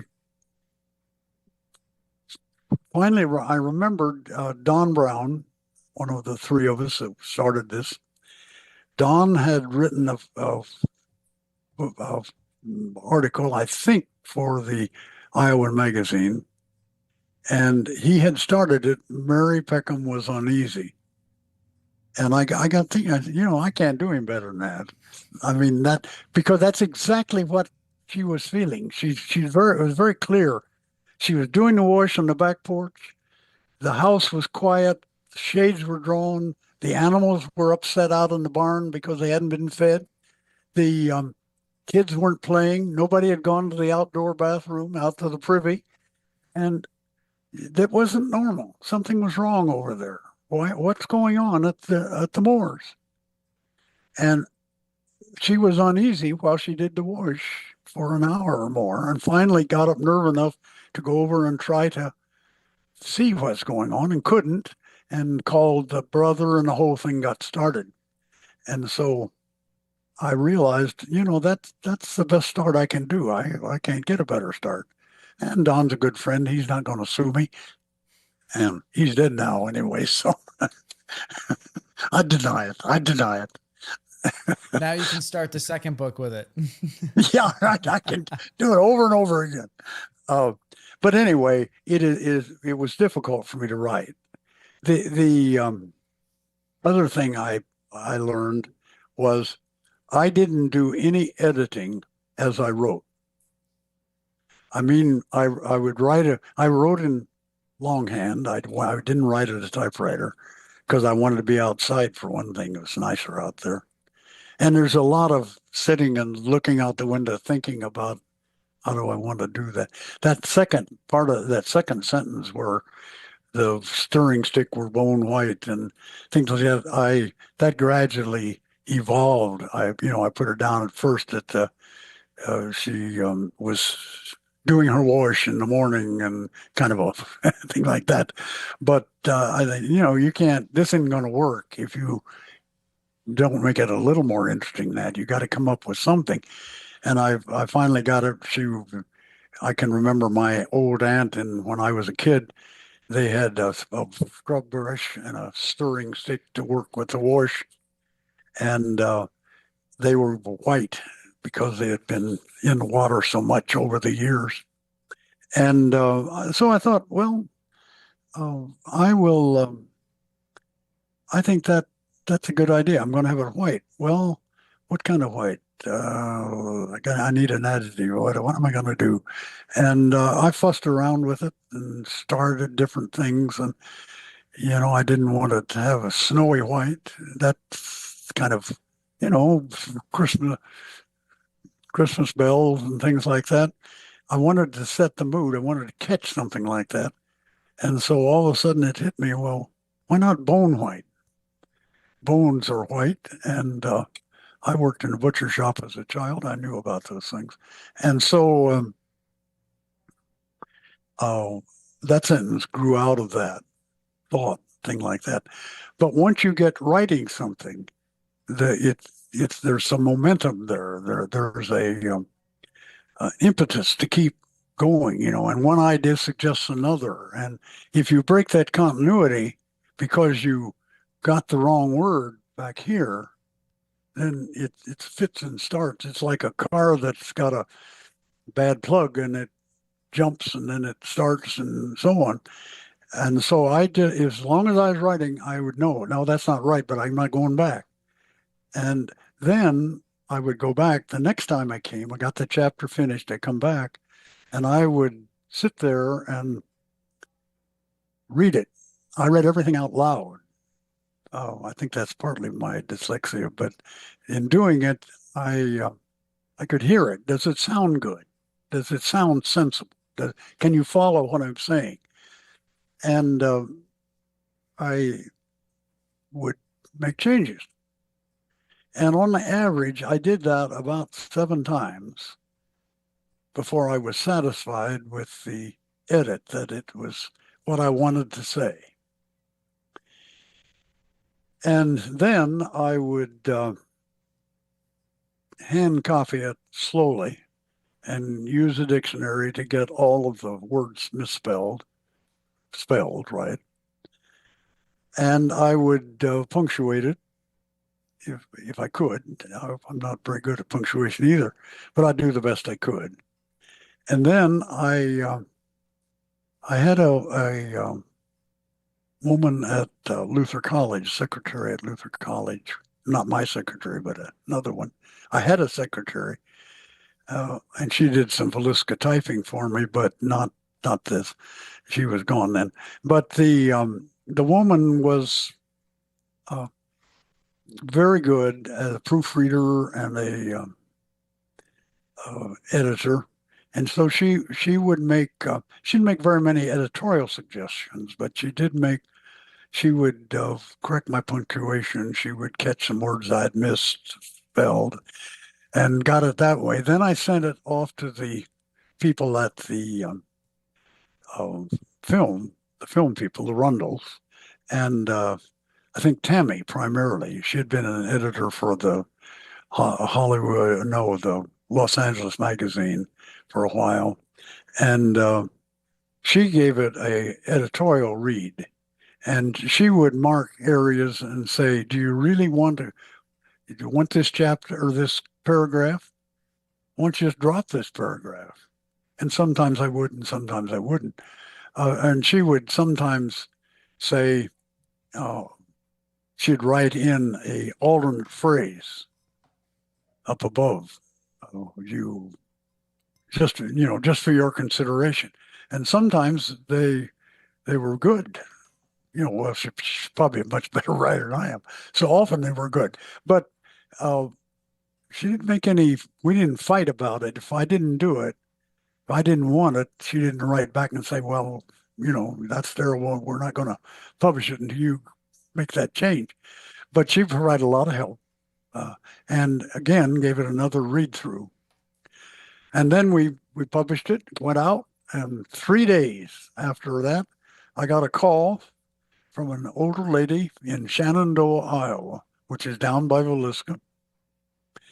And she said, "You have the word Shenandoah in your book 4 times. The first time you spelled it right, the last three you missed, you spelled it wrong."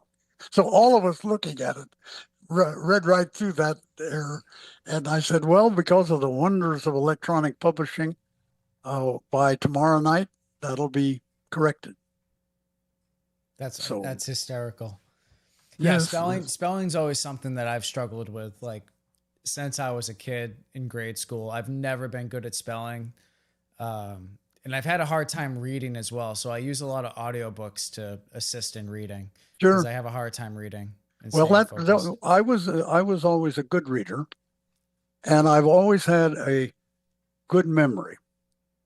It's not as good now as it was, but it's functional, and consequently, I've always been around the academic world, and but I'm really not in the academic world exactly. I was in a professional field, education, and most of my expertise was related to how you talk and how you taught a youngster. What would be helpful? What happens if misbehavior occurs in the room? What do you do about it?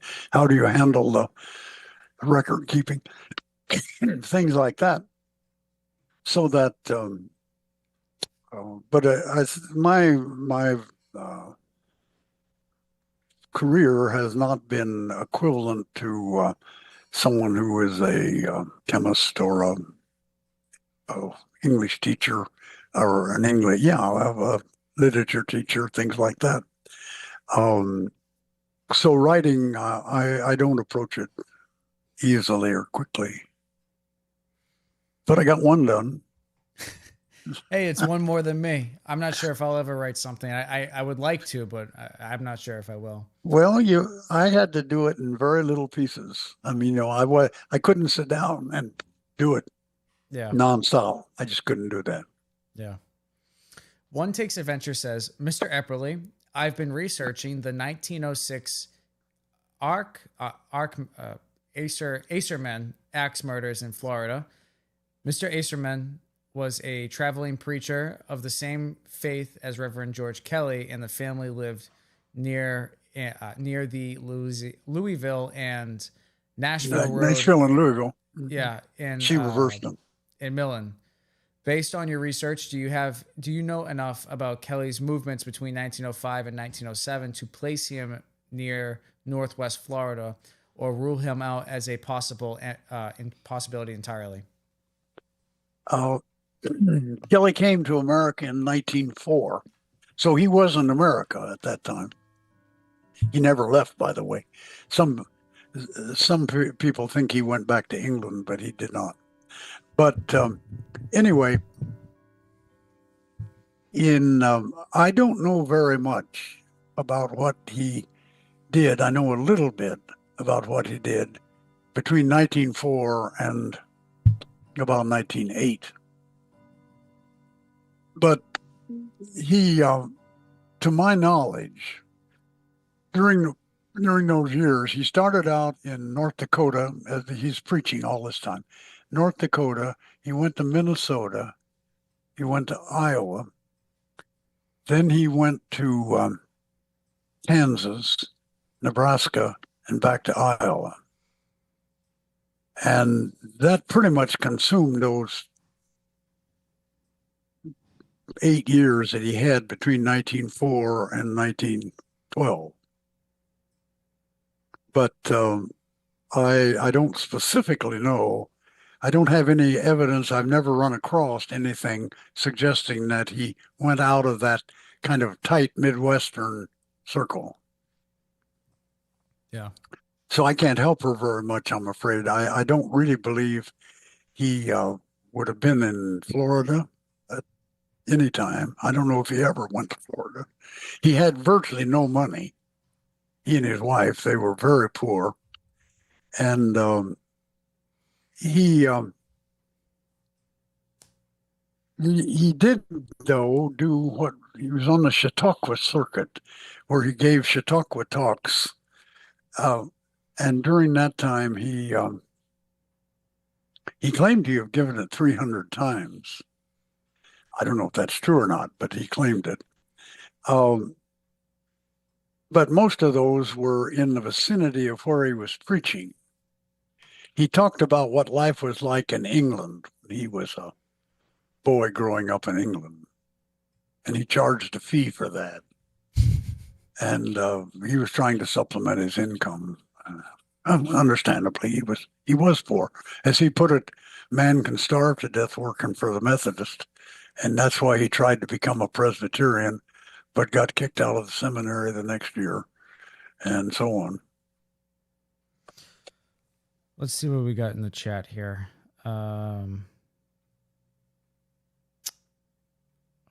I think the Villisca case is connected to several other attacks near that time. Would be interesting if it could be known how much Kelly traveled.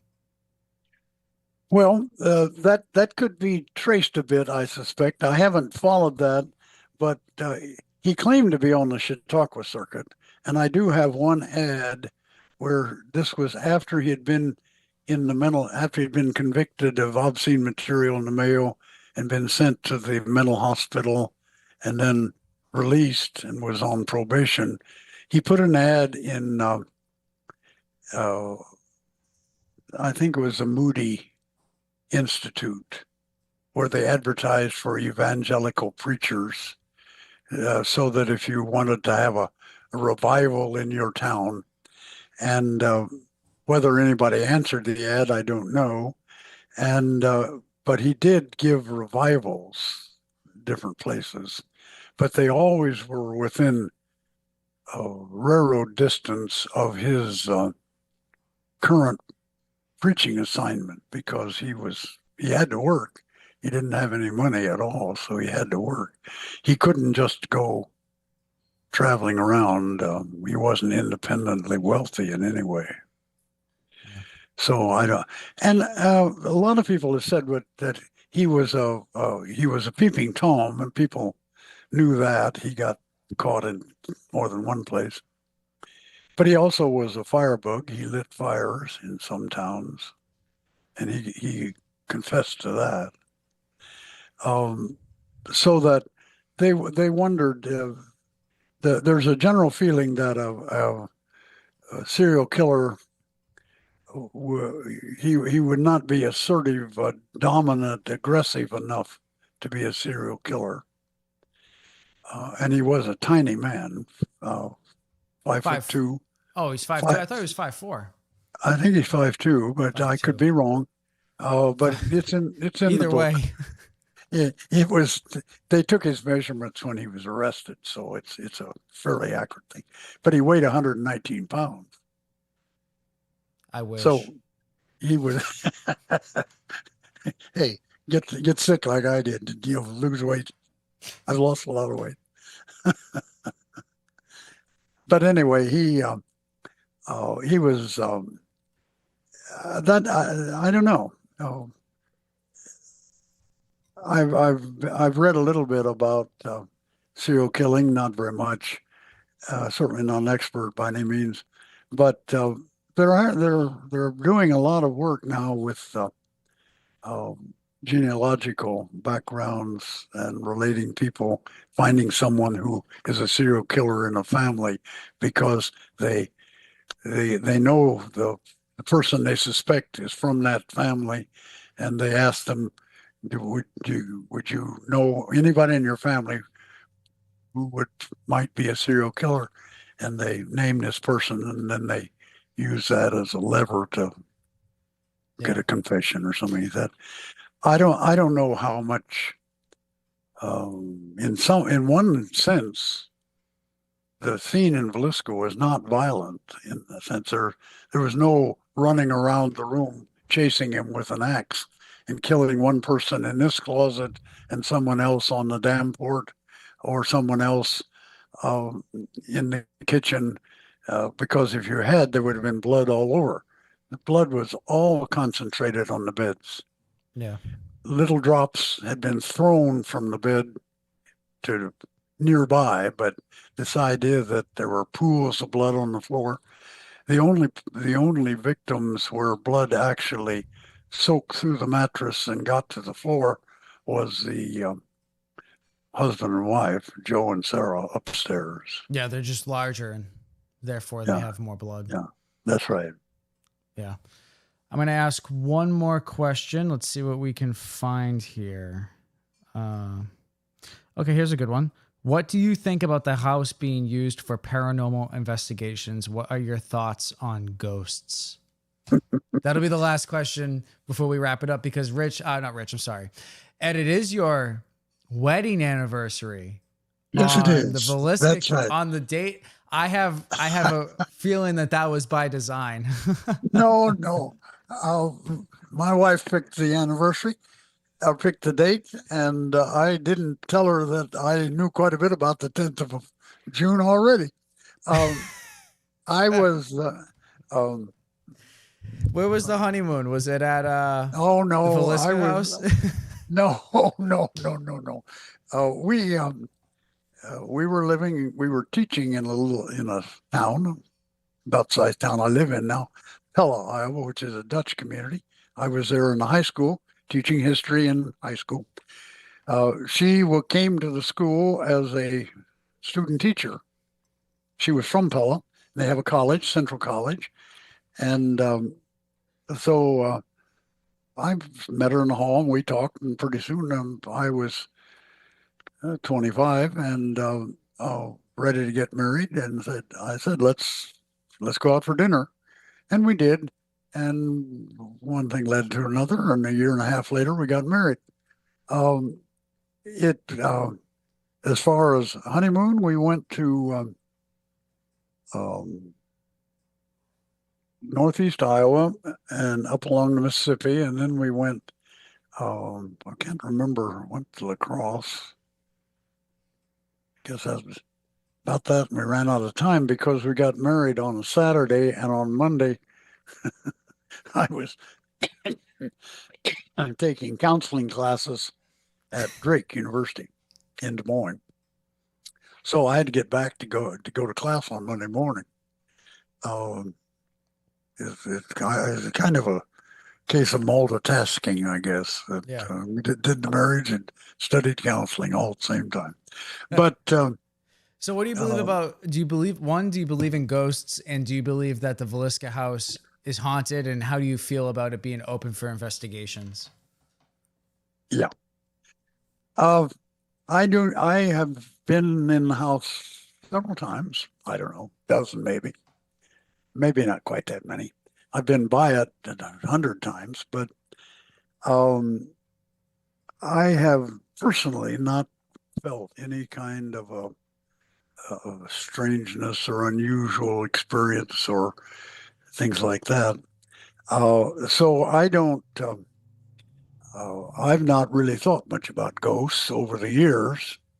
I've thought about a little bit now because of the rise of that theory. That's the ghosts or the victims are there. I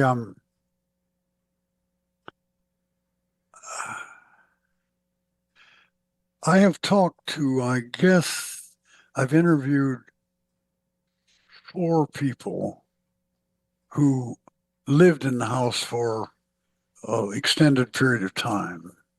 The house was, well, they found it hard to rent, you might expect, and hard to sell when the family did.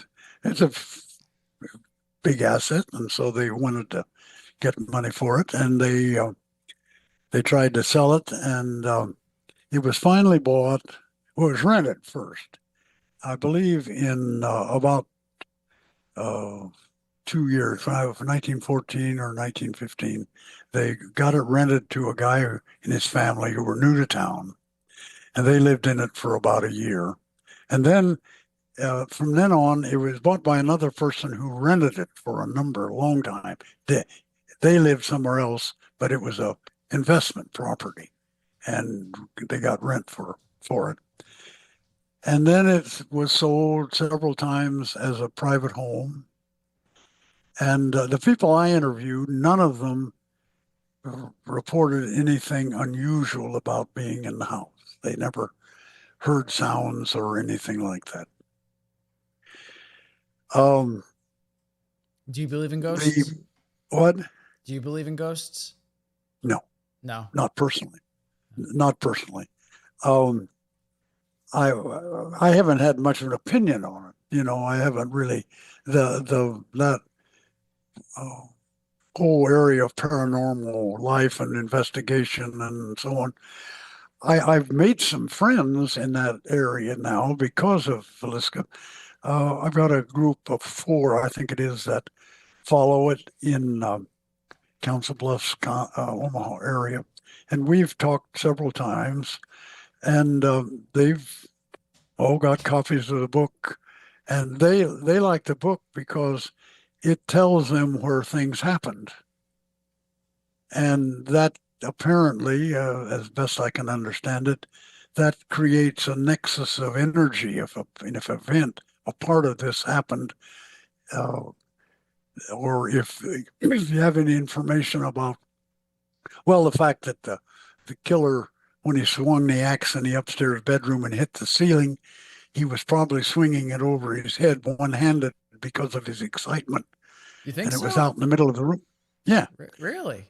Oh, I Oh yeah. thought it was going to be like a. No, I don't think so. You He think it had a was just lamp like in that hand. He was he, interesting? he was swinging it like that. Oh, so the And scrapes were kind of in the well, oval or that something? comes from the testimony of the fingerprint expert who measured the cuts and felt they were coming from a left-handed swing, and the blood was thrown over into a closet, and consequently the victims were not hit by those swings. They were around the edge of the room, and he was out in the middle of the room. And when he swung that, there was no way it would reach anybody, but the blood went straight into the closet. So it was going like this out in the middle of the room. And he thought that the killer probably had it the bottom of the handle and swung it over his head, as he put it, in a frenzy of excitement. Oh, that's so weird. And Whoever did this is so weird. Kelly's such a weird guy. yes, my wife is beginning to get worried. I think, wondered if I died down here. Um, Yeah, anyway, it's been about 2 hours. I'm thinking about wrapping it up. me, I can talk all night. I know we Oh didn't well. even get through like half the questions. I still got like 100 more questions in here. Oh my. We Well, could go all night. But no, I that's would. that's because I can't answer the question succinctly. Yeah, I always feel you got to have some background information to really understand something, and Certainly. so I go wandering off. That's why they like listening, is because they get the full answer, you know? Yeah, well, you apologize for me to them. I'm sorry I run rattle on so, but anyway, but I do want to say something about the ghost thing because I ran across the thing just to I believe this little publication this week. It's a news. It summarizes the news of the week. It's a national publication, I'm sure, and they'll have stories taken out of newspapers and stories taken out of or quotations and so on. And it's a kind of a thumbnail sketch of what's going on. And they have a section called science and something like that. Science. It's about science. And they reported a study, and this has been within the last month. They reported a study that was done in Canada, and they they found that um, old houses made noises, Now, that house was not old when this happened, but houses made noises. And those noises were being produced by the plumbing and by the heating and the mechanical parts of the house. And they were of a very low frequency, so low that they were below human perception. So human ears don't hear them, kind of like a dog whistle. You blow the whistle and the dog hears it, but you don't. Consequently, they then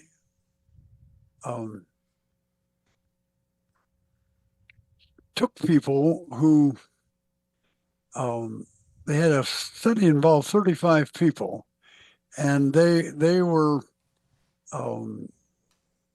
I think randomly selected.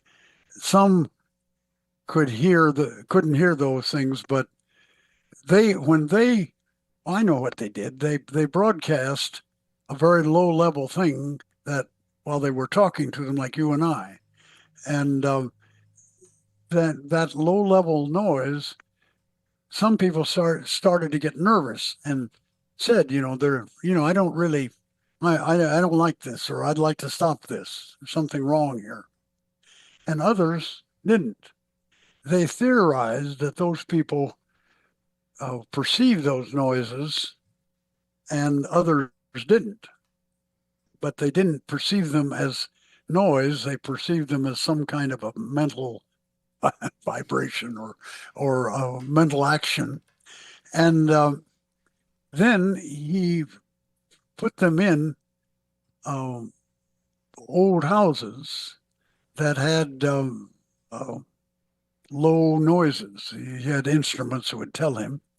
And those people got upset. Some of them reported that they didn't feel well. There's something that makes me kind of sick about this.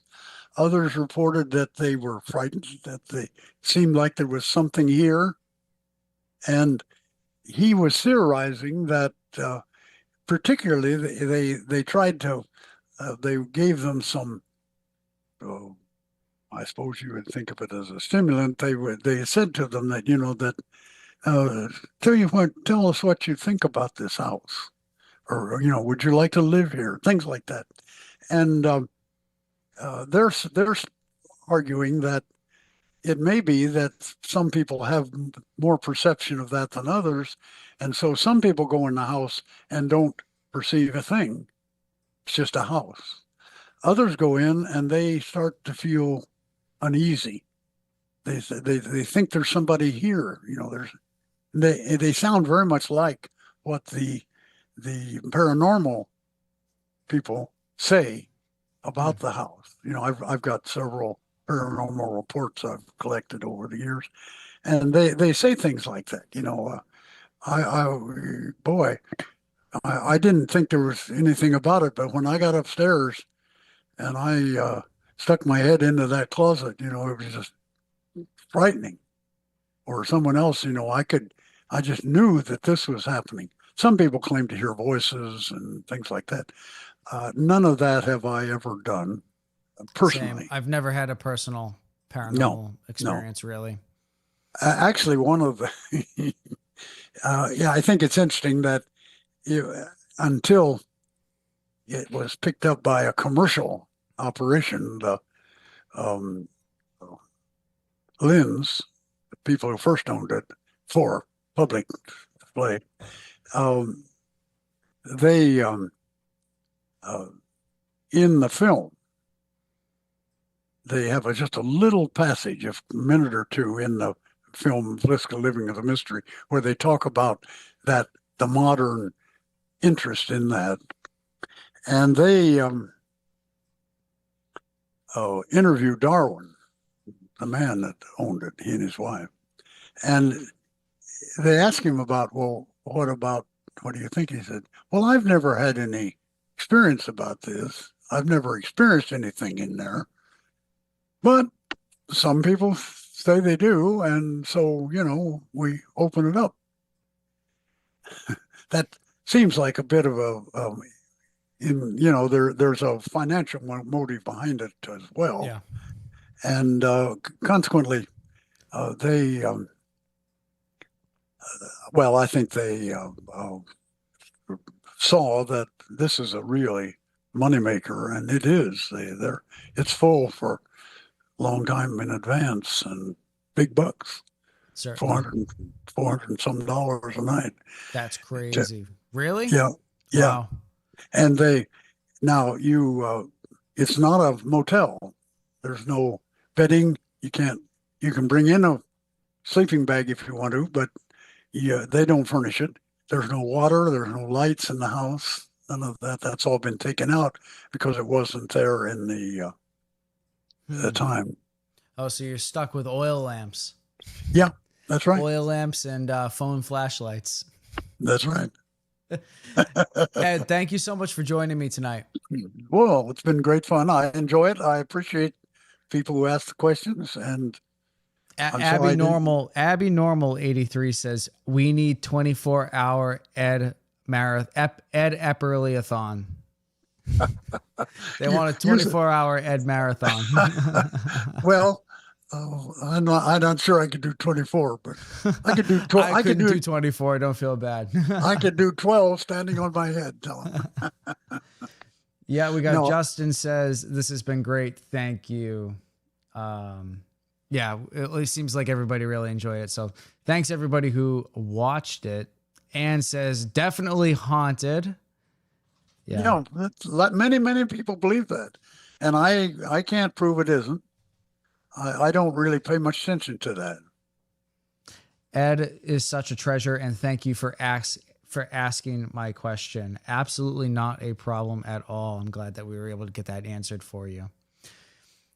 Ed, thank you so much for tuning in tonight. I hope you have a wonderful rest of your night and a wonderful wedding anniversary on this fun day, tragic day. I certainly enjoyed it. I like to talk about the case. It's what I spent my life doing, and so it's a satisfaction for me.